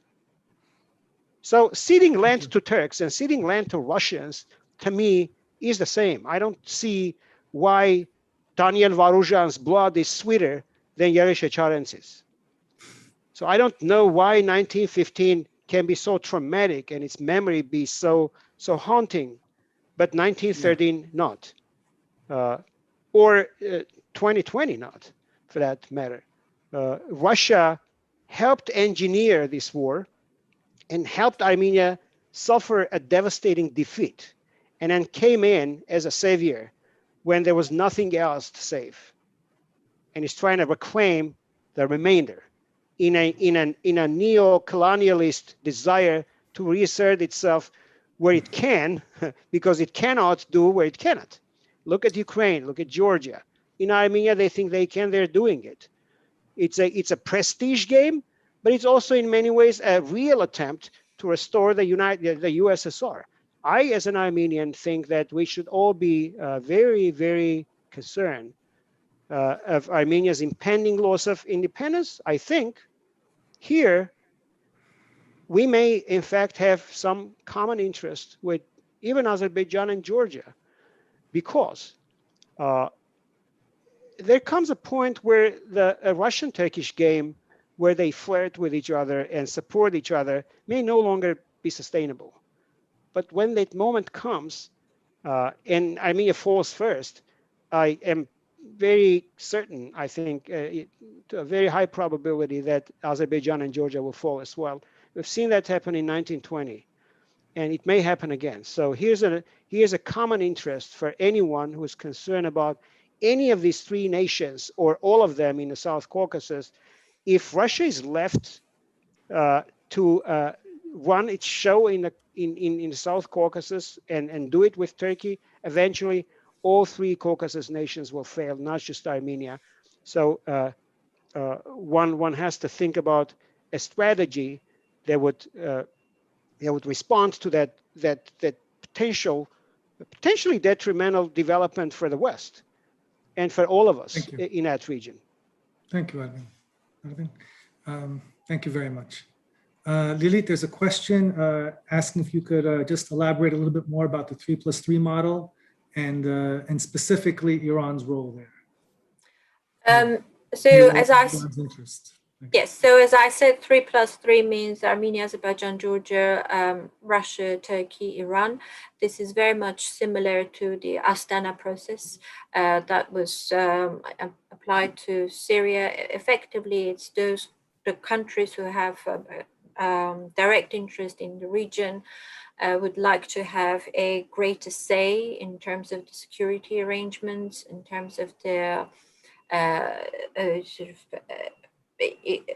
deployment of military control over the infrastructure. It's really bringing conflict resolution out of a framework where the Western countries are involved and into a framework where the regional states are involved. That's on the surface. What we're also seeing is that there's a trade-off. So if there are some concessions, say in Artsakh, say the Turks, then there are some sort of gains in Syria and so forth. So it's it's regionalization of conflicts where you take out the international players and you just bring in the regional players, and this is one of the most attractive settings for Turkey, for Iran and Russia. And I'd say that Iran is at the moment sort of in the background, because obviously it's quite interested not to be left out and cannot really be left out. But at the start of the war, I think it was the second or the third day when Iran proposed already the 3+3 model, echoing Russia and Turkey, because it appears that the war didn't come as a surprise to any of these regional players, of course. So that's in a nutshell. Exclude the Western players and to redraw the zones of influence regionally. Iran will be trying to. Iran was always signaling its displeasure with deployment of peacekeepers in Artsakh, but then Iran is quite limited in terms of influencing developments in the region. As we saw during the war, it kept sight and even tried to make some overtures towards Azerbaijan as it saw that the balance was shifting towards Azeris. I don't expect them to be extremely influential because I think Russia and Turkey are in the driving seat. If I may, I can actually answer another question that is sort of linked to this. It says, anonymous, why did Russia choose not to maintain a stronger Armenia as its way countering Turkish Azeri power in the Caucasus? I'm sorry, but this would presume that Russia sees Turkey and Azerbaijan as adversaries and threat. But I would recommend reading, Russian experts. One of the most outspoken one, Alexander Dugin, the philosopher and sort of the father of the concept of Eurasianism. Eurasianism sees Russia as being, a special civilization where Slavic or Orthodox Russian sort of culture has more commonalities with Islam, and they particularly believe that the Turkish sort of form of Islam is much more acceptable form for the Muslim population of Russia. That if when you frame this question, why is it Russia not interested in stronger Armenia, then one has to answer, why is it that Russia is spending billions of its own capital building Turkey's nuclear power plant that was denied by the West, for example? Why is it that there's so many preferences given to Turkish businesses and so forth? So they are. It's just it's Armenian projections on how Russia sees its interest and how they see this the Turkish and Azeri alliance. They don't. I don't see Russians do not see Azeris as a threat. The Azeris are very well integrated in Russia. Azeri elite, unlike the Armenian elite, is very much aligned and almost embedded in Moscow. They have always been very close relations, and they see this country as a conduit, as a channel to Turkic world. That will open doors for Russians, open businesses for Russians. So why would they, if the price is to have weaker Armenia, so be it. That's how I see it. Ivan, may I ask a question? This is a little bit different question. What are the chances that Armenia and Azerbaijan can resolve their differences over Artsakh? What would such a post-war Artsakh look like? I think the fate of Artsakh is resolved in a battlefield. You have the capacity to defend it, you take it, and then negotiate. Armenians had it and failed to negotiate a proper outcome. And I can elaborate on why the Armenians failed to negotiate. Because the Armenians, and now the Azeris, the balance has shifted, the Azeris have it, and they would not, I presume, sit down with the Armenians and negotiate unless the Armenians concede to most of their demands. And I haven't seen a single demand that they have presented recently, and the Armenians have not entertained it seriously. So the balanced diplomatic outcome in Artsakh is derivative of the military outcome. Now, I was part of the Armenian negotiating team on Artsakh from '94. I was in Budapest and negotiated along with my colleagues the Budapest Declaration on Artsakh. I was in Lisbon and witnessed how the OSCE, all 55 nations save Armenia, asserted in a chairman in office statement the primacy of Azerbaijan's territorial integrity over whatever Armenian claims were for the self-determination of Nagorno-Karabakh. And I can, again, elaborate on why I think that happened. In my view, that was a direct reaction in many ways to the way Armenia conducted its presidential election in '96 and its constitutional referendum in '95, where Armenia did not, in fact, meet the expectations of the rest of the OSCE as an emerging democratic island within otherwise turbulent and undemocratic Caucasus. It didn't happen, and Armenia surrendered sort of the privilege of not being pressured too hard about Nagorno-Karabakh's self-determination. We lost that battle in Lisbon, and then I was present at the meeting that involved Primakov, then Russia's foreign minister, Ivanov, Russia's, I'm sorry, it was Ivanov or Sergeyev, Igor Sergeyev, Russia's defense minister, and Russia's chief foreign intelligence chief, and Vazgen Sargsyan and Vartan Oskanyan on the other side. And I was also part of that delegation when the Russians presented to us the common state proposal.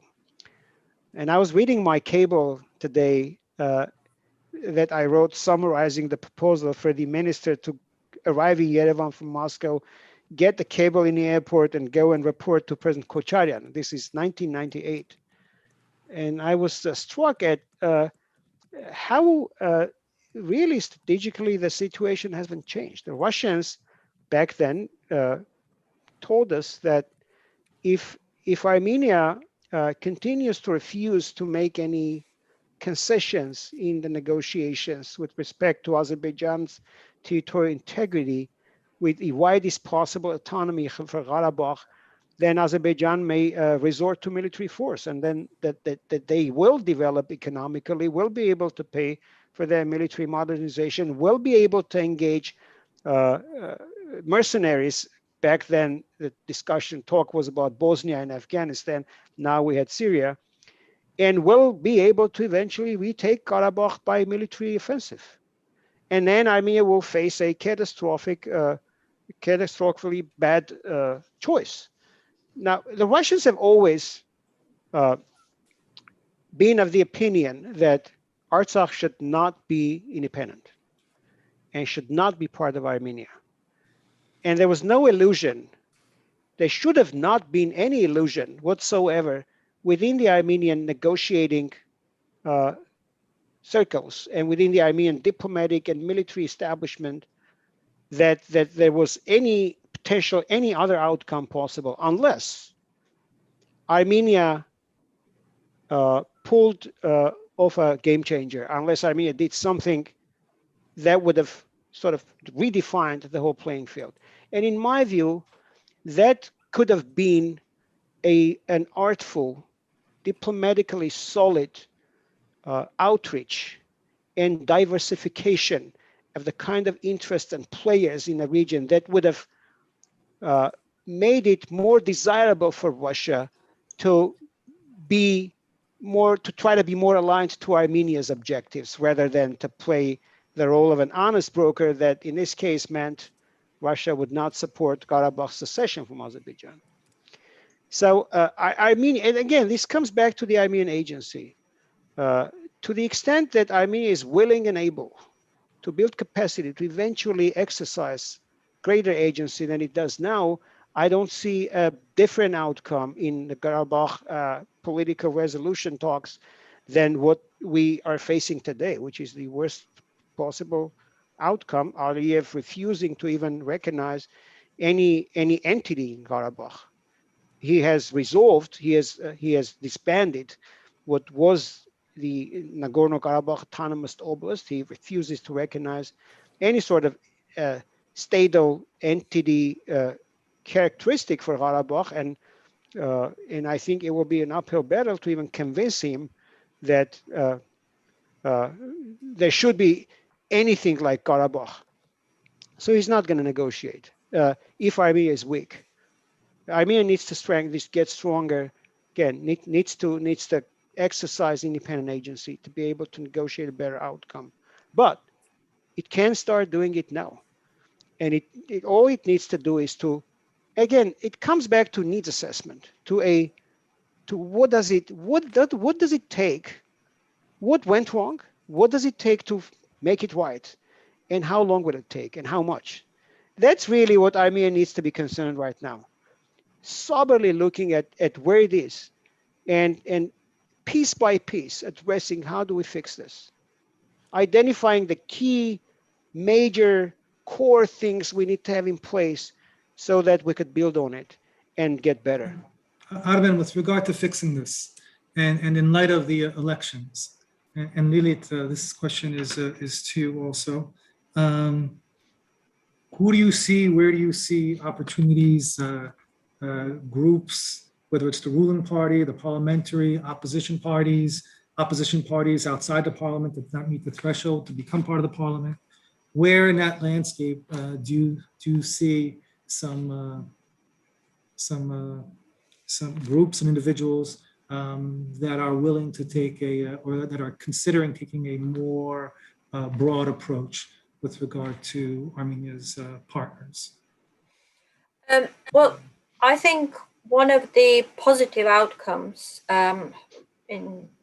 since the ceasefire has been to the reshaping of Armenian both domestic political landscape, but also changes in diaspora. There was one question about, part of our failure is because we failed to engage diaspora fully. And I totally agree with that.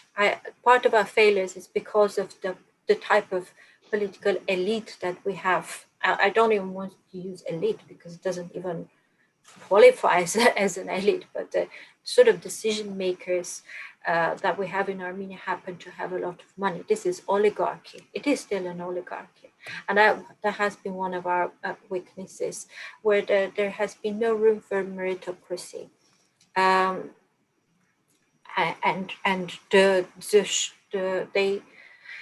the easiest decision has been to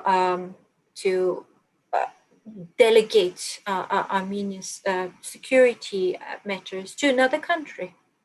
Whether it's friendly or not, it's another question. Whether it's reliable or not, that's another question. But that has been the strategy. Equally, those diaspora has failed to challenge this approach and went along. Now, what we're seeing in Armenia is self-organization, emergence of groups, and those are offering sort of alternative to the narrative that has been in Armenia for such a long time. We've seen, the public media, television giving floor to parties like the the NDA and parties like the European Party and Andreas Lucasian's party and all these guys who are explaining their own vision, how there is, that it's not an impasse, that it's possible to get out. Of course, this requires a lot of back and forth, a lot of challenging, a lot of refining as to how it's done. Out of all these discussions will come forward people who will look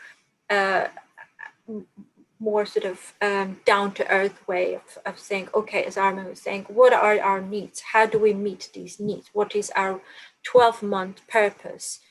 What are we doing in the next 3 years? And I think this parliament does not reflect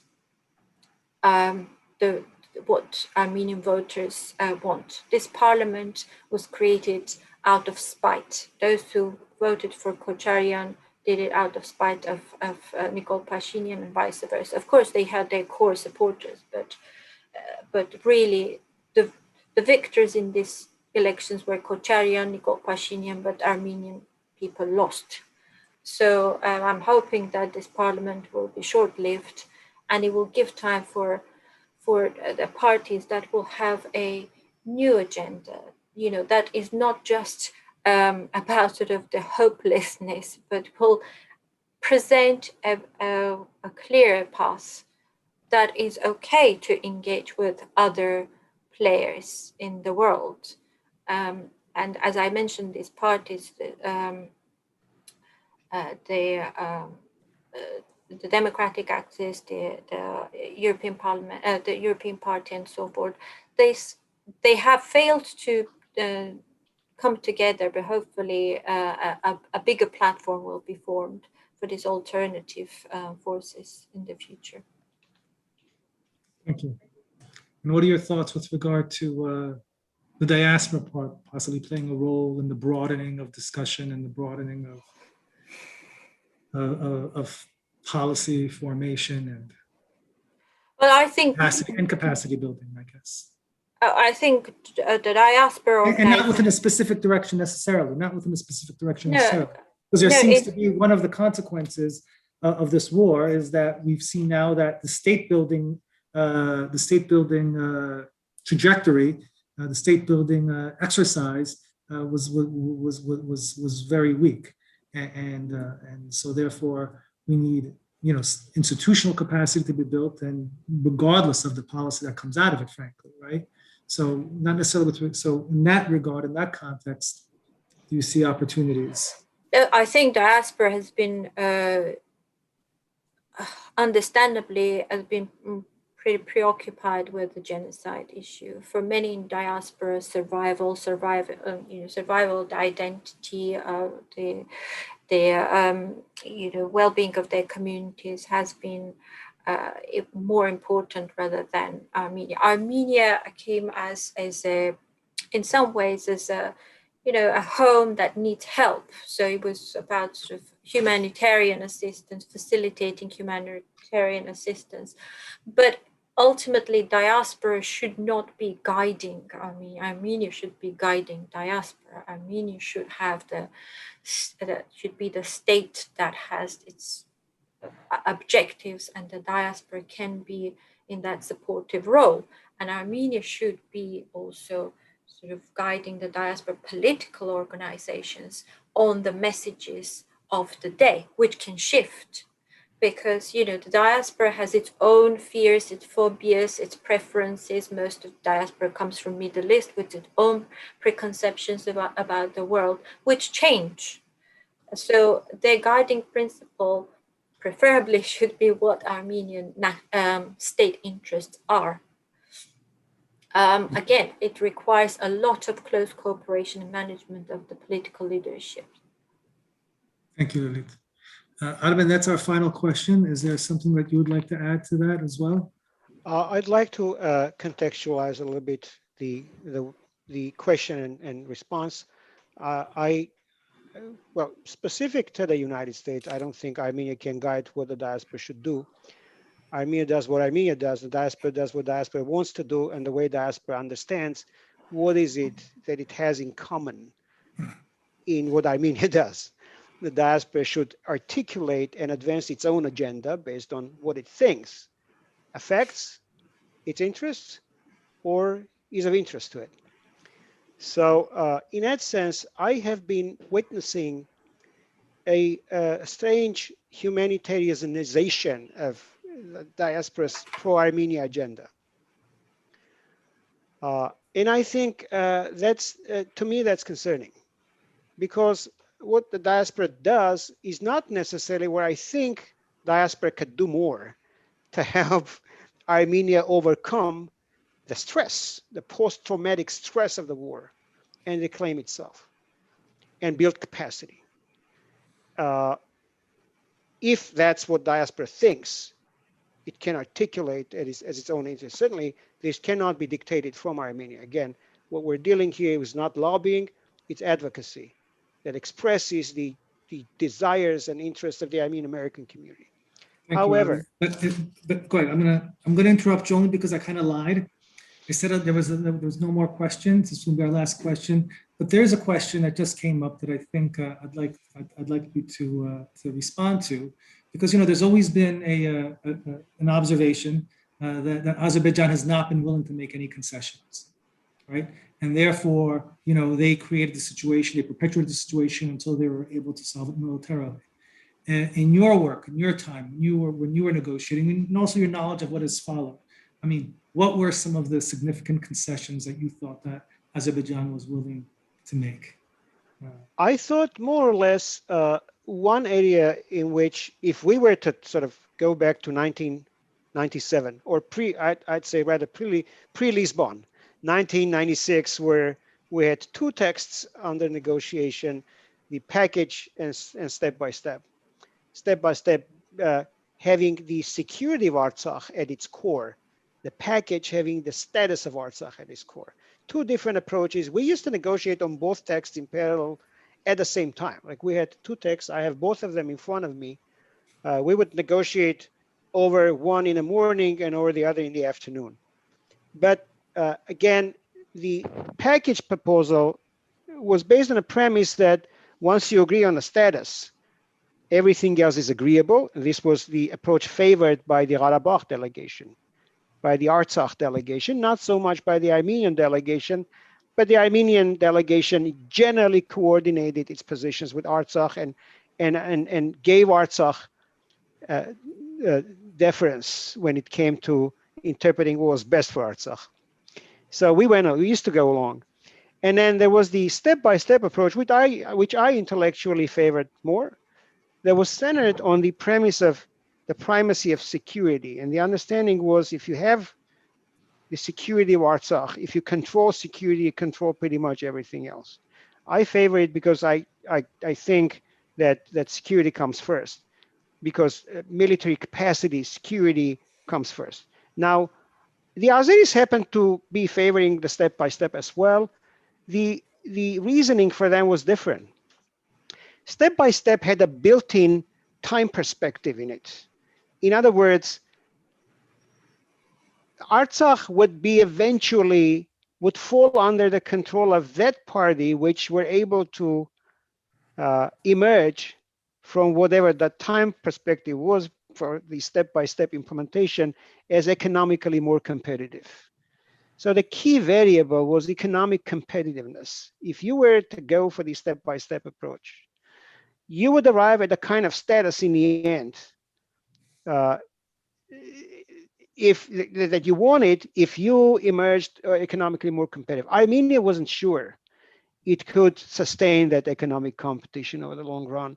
That was, I think, Armenia's predicament, which I think that Petrosyan, I wish he could have presented it better in his famous Larjana Lupaha article. He did not. I think he presented it as a choice between the bad and the worse. I would have presented it differently. I would have suggested to the public a different vision. I would have said, look, it all is now dependent on how competitive Armenia will be toward the conclusion of this process. Shall we be able to have a profitable economy to pay for our programs? Shall we be able to continue to afford to pay for our troops? Or we will fail. If we do, and Azerbaijan emerges as more competitive, they have the final outcome in their hands. So that was the thing. And the Azeris understood the dynamic. So rather than negotiating with us over the details, which we did, by the way, we were able to agree many things, including a general understanding that Lachin would be under Armenian control, and that the Lachin corridor would not be 5 kilometers wide the way it is now, and certainly it's not under Armenian control, but it would be probably some 25 kilometers wide, and that there would be no withdrawal from Lachin, from that corridor, and that Armenia would preserve its ability to intervene militarily if anything were to go wrong with the phase-by-phase implementation of the ceasefire agreement. In addition, the ceasefire agreement, which in large part has been published, but what hasn't been published are the implementation annexes of the ceasefire agreement, the step-by-step agreement where we were negotiating. The military technical annexes really contain much of the heft of why step-by-step was feasible and why we could have worked out a deal with the Azeris. Probably not could have worked out everything concerning the status, but if you put the status ahead, you simply can't unless you force someone to capitulate.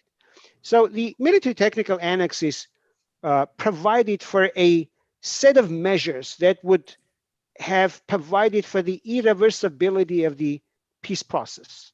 It did contain a withdrawal schedule, but the schedule was designed in a way that gave no advantage to either of the potentially withdrawing parties. For instance, the Armenians were supposed to start withdrawing from Aghdam, let's say, X number of days past the date of the signature of the agreement. But then the next withdrawal would be due for Azerbaijan to vacate the areas in Mardagert and Marduni that they were keeping under their control. And if they didn't do that, then the Armenians would not have started withdrawing from other territories that the Azerbaijanis claimed as theirs. And I'm talking about territories outside Nagorno-Karabakh proper. And this is what was proposed, and to what extent agreed upon? To what extent agreed? This is what was being negotiated. Some of that had been agreed. Some of that had not been agreed. There was a rule within the Minsk group: nothing is agreed before everything is agreed. We had working level arrangements, working level measures to identify what we had been able to agree on. Like we would make them bold in the text, but there was an understanding that this was not for public consumption, and I prefer to keep it that way. But generally speaking, there was a deliberate, well thought, and balanced design for these withdrawals. For post-withdrawal activity, such as the Azeri armed forces had to withdraw from the line of contact to a larger depth than the Armenian formations in Karabakh. Like if they were to withdraw for 25 kilometers, it didn't mean the Armenians had to withdraw for 25 kilometers because that would have left nothing from Karabakh. The Armenians would be potentially, let's say, withdrawing, for example, for 5 kilometers deeper. Then there were arrangements for the separate deployment of the troops, the ammunition, the spare parts, and the weapons themselves, in a way that would not give an advantage. That would give an advantage to the defending party if the other party were to launch a sudden military offensive. They couldn't do it within a time frame within which the defending party could have assembled a defensive capacity and could have stopped the aggression. So that was also planned. The peacekeeping force, there was a deliberate document, like 500-page document under the OSCE, put together by a multinational peacekeeping working group led by a Finnish colonel, Colonel Heikki Vilen, that spelled out the rules of engagement, terms of reference, modalities of deployment. It comes nowhere close to, in fact, the present Russian peacekeeping activity in the region comes nowhere close to how well designed the multinational peacekeeping force was. And this is something that I think Armenia could have insisted on having deployed instead of conceding the Russian pressure, and letting the Russians come and push the OSCE peacekeepers out. So key elements was there was an appreciation in Azerbaijan of the strategic depth that some of the areas surrounding NK proper represented for Armenia and Artsakh. And I'm talking about Lachin, to some extent Kubatli, to some extent Kelbajar, although there was no agreement on either Kubatli or Kelbajar. However, there was an appreciation of the difference that these areas represented for both Armenia and Artsakh compared to, let's say, Aghdam. Then there was an appreciation of the need to have a streamlined border that would be defendable and also passable, usable, functionally meaningful. Let's say if you look at the Martakert-Martuni road, it transits through Azeri, through the Aghdam region. There, I think, was a window and an understanding that those things needed to be negotiated so that we could keep the cohesiveness, the cohesion of the regional transportation networks, their integrity, and not to compromise them by unnecessarily or necessarily withdrawing from those areas the way the Azeris wanted us to withdraw. Then there was the concept of Armenia's right to intervene militarily if anything were to go wrong with the implementation. So these three elements, plus Shushi. Shushi was never part of the withdrawals. Shushi was viewed within the context of negotiations as a refugees issue. Any Armenians, and we were negotiating with respect to Shushi on the basis of whatever reciprocal arrangements we could negotiate with Azerbaijan with respect to Shahumyan. Let's say if Shushi were to be seen as a place where Azeri refugees or displaced persons could return, so would be Shahumyan. But there was certainly no question about Shushi being viewed in any other status than a city within the Nagorno-Karabakh, the way we would talk about Nagorno-Karabakh as a state entity in the context of negotiations. So these were things that I don't think faced any major disagreements from Azerbaijan or from the mediators. But obviously, 1997 changed this. What changed? The Lisbon summit, you're saying? No, I think the recent war changed it. I think all these ideas were under discussion up until when it turned out that Armenia has no means, no way to defend Karabakh, and Azerbaijan can just come and take it. So the whole rationale for Azerbaijan negotiating for Armenia disappeared, because you have Karabakh, you can keep it. That's what the dynamic dictates. That's what any conflict dynamic, you can keep it. If you can keep it, you keep it. A republic, if you can keep it. That's the wisdom. So we failed to keep it. The challenge is, how do we go back? Can we go back? And how do we, A, prevent further concessions that will be, they are threatening Armenia proper, and then once we prevent that, how do we go back and try to reclaim as much of the Artsakh agency as we can? Thank you, Adnan. Lily, do you have a final? I'm just looking through the questions. Otherwise, wrap it up. Yeah. Yes, looking through the questions, lots of good questions, but I would sort of quickly run through them and just one-liners. Okay, one line. Okay. I think people made a good effort.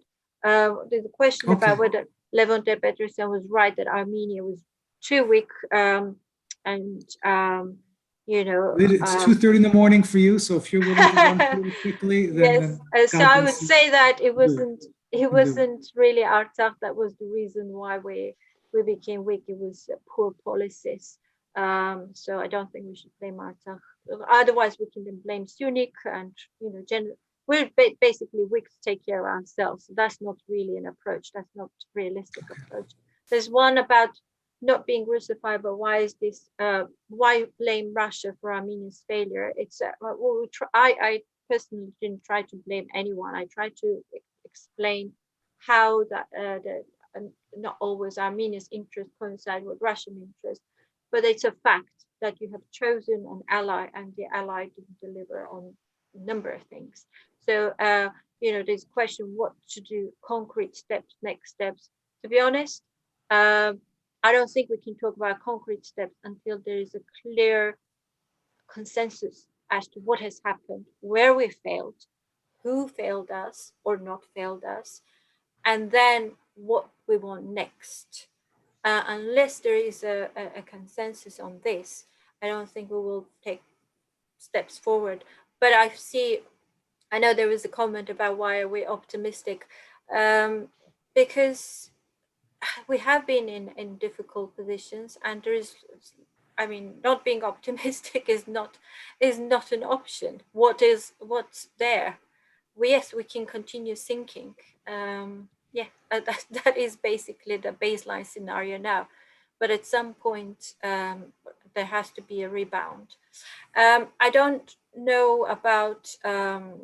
There's also a question about when Armenia can regain strength and go back to negotiations. I think it will take years at current pace, and given the political sort of leadership now and the opposition in the parliament, these are spent forces to me. We need a gradual sort of change, or maybe a faster change of policymakers in Armenia that will come up with a more realistic answers to Armenia's pressing questions. As I said, the baseline is that we're basically sinking. So how to pull back and start from zero, but restructure ourselves, that is something that people see the need. So when you identify the objective, eventually you start working towards it. I know that there are separate smaller groups that are already working on the concepts of implementation. They can be very technical. They can be, as Armin was saying, capacity building here and there, and ultimately these teams and groups come together. There was one question about why didn't we declare ourselves as inheritors of the first republic? Wouldn't that solve our problems with Azerbaijan? I'm not an expert on that, but I'm not sure if it probably would have framed the argument differently, legal argument. But I would, if Armin has an answer. I'll say just Saman Kajat Zenkirans. That's the wisdom.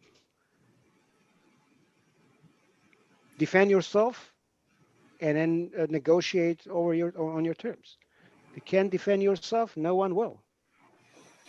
And just one question, one bit about diaspora and Armenia. There was a question about what would happen if Armenia tries to sort of rebuild itself, gain new capacity, but Russians are against it because they would prefer the current setup because it fits their purpose at the moment. The good news is that Armenia has majority of Armenians do not live in Armenia, and they do have political organizations that can pursue a different agenda. They don't necessarily have to sort of accept that, for example, the corridor should be granted and all the other concessions or the delimitation. So there is an area where the diaspora organization can come up with their influences over their respective governments. To made aware of the dangers both to Armenia and to regional security and to wider Western interests. If I may very briefly just comment on what Lilith said, what the Armenian American community can do, say, advocate for Armenia's energy security, advocate for the U.S. help in helping Armenia rebuild its infrastructure, U.S. help in helping Armenia reinvent a national defense capacity, potentially an air defense capacity, and defend its borders. Technical assistance, military assistance, not simply fighting over what the U.S. does for Azerbaijan and completely avoiding the issue of what the U.S. can do for Armenia. We need, I think, it would be well reasoned to formulate an agenda that supports and encourages U.S. assistance to help Armenia build core capacity. Again, energy, space resources, self-defense, homeland defense, and governance, and general infrastructure, integrity of the Armenian infrastructure, and regionalization of that infrastructure. Potentially Armenia-Georgia projects could be very helpful. I think another thing would be help Armenia establish a meaningful relationship with Israel and establish a direct communication with Turkey. And this is not to say Armenia should reconcile with Turkey. There's nothing to reconcile over. Armenia should simply not let other countries, including Moscow, monopolize the discussion with Turkey concerning Armenia's fate. It should be able to run that discussion independently, directly, potentially with Western help. So these are the kind of things I wish we as the Armenian American community could come together and formulate and articulate and then pursue. And maybe communities in other countries, particularly the UK, would also be able to mobilize and come up with an agenda of their own that would be relevant to what the United Kingdom can help do to help Armenia rebuild itself and reclaim itself. That's my concluding remark. Thank you, Armen. Thank you, Lilith. Really, thank you, Lilith. I mean, I think we also hijacked your morning and your day tomorrow. That's okay. I think they've been really amazing questions, but yes. I want, because I'm so sorry just to bring this one in, because I think it's so painful for people. And there's one question that I wanted to answer the first, and I will finish with that. The question about, if we knew that this is going to be such a devastating war, why didn't we agree? Why didn't we just agree to all the terms and avoid this humanitarian loss and territorial losses? First of all, well, this speculation, but my reading is that the Armenian side knew that there will be some concessions, but it will be probably limited, maybe 3 regions, maybe 4. But it appears that the negotiations between Russia and Azerbaijan had changed, because there were indications already in 2019 that Shushi was included in sort of the terms that the Azeri side would propose to Russian. So I think there was miscalculation perhaps on the Armenian side as to the extent of the strength of the attack, the red lines for Russia. Maybe there was we don't know, but certainly there has been communication between Yerevan and Moscow. And ultimately, there was also, of course, the whole rift, it appears, within the political and military leadership. And finally, you know, the belief that these are the Armenian lands, and it would have been difficult to see how people would agree to simply giving up territories, especially when there was no clear prospect of ensuring the independence of Artsakh. So various problems that culminated in what we have now, both Armenian issues and also the external dealings that we don't know. They are telltale signs. If you follow the Russian media, so that they surface quite a lot. So there's that's also strategic corruption with respect to Russia and Azerbaijan. There's very serious evidence Well, I mean, we talk about diaspora, but we have huge diaspora in Russia, and it's a country that they understand well. They understand how the decision making is done. It's not, you cannot apply the same template that you apply in Western countries and into Russia. They should have known better, and they should know. And if you want to engage, there was a question whether it's possible to turn Russia into a good ally.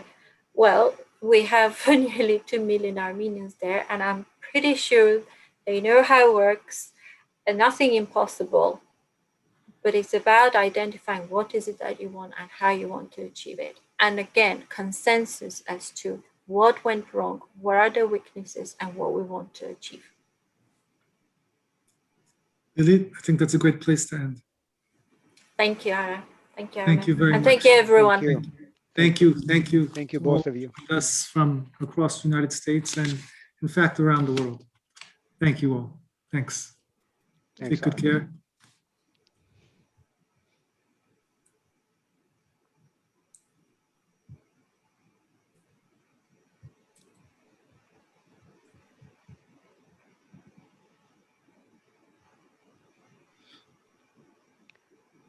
Still reading the comments. Yes, we are. We are. And for all those in the United States, we wish you a safe and joyful 4th of July. Ara, would these comments be saved somewhere for us to access them? Yes, we will. And for all those who did not see in the chat, the talk has been recorded and is on YouTube at St. Leon Events. If you do a search on YouTube, you'll be able to find the recording of today's discussion. And for those who wanted to speak, but this format, we decided not to allow other speakers from the audience. Perhaps in the future it could be different, but this time this is how we decided to move forward. Thank you. And I think we will try to create another opportunity because there is a lot that needs to be covered. Thank you all. Thank you. Good night. Night. Good night.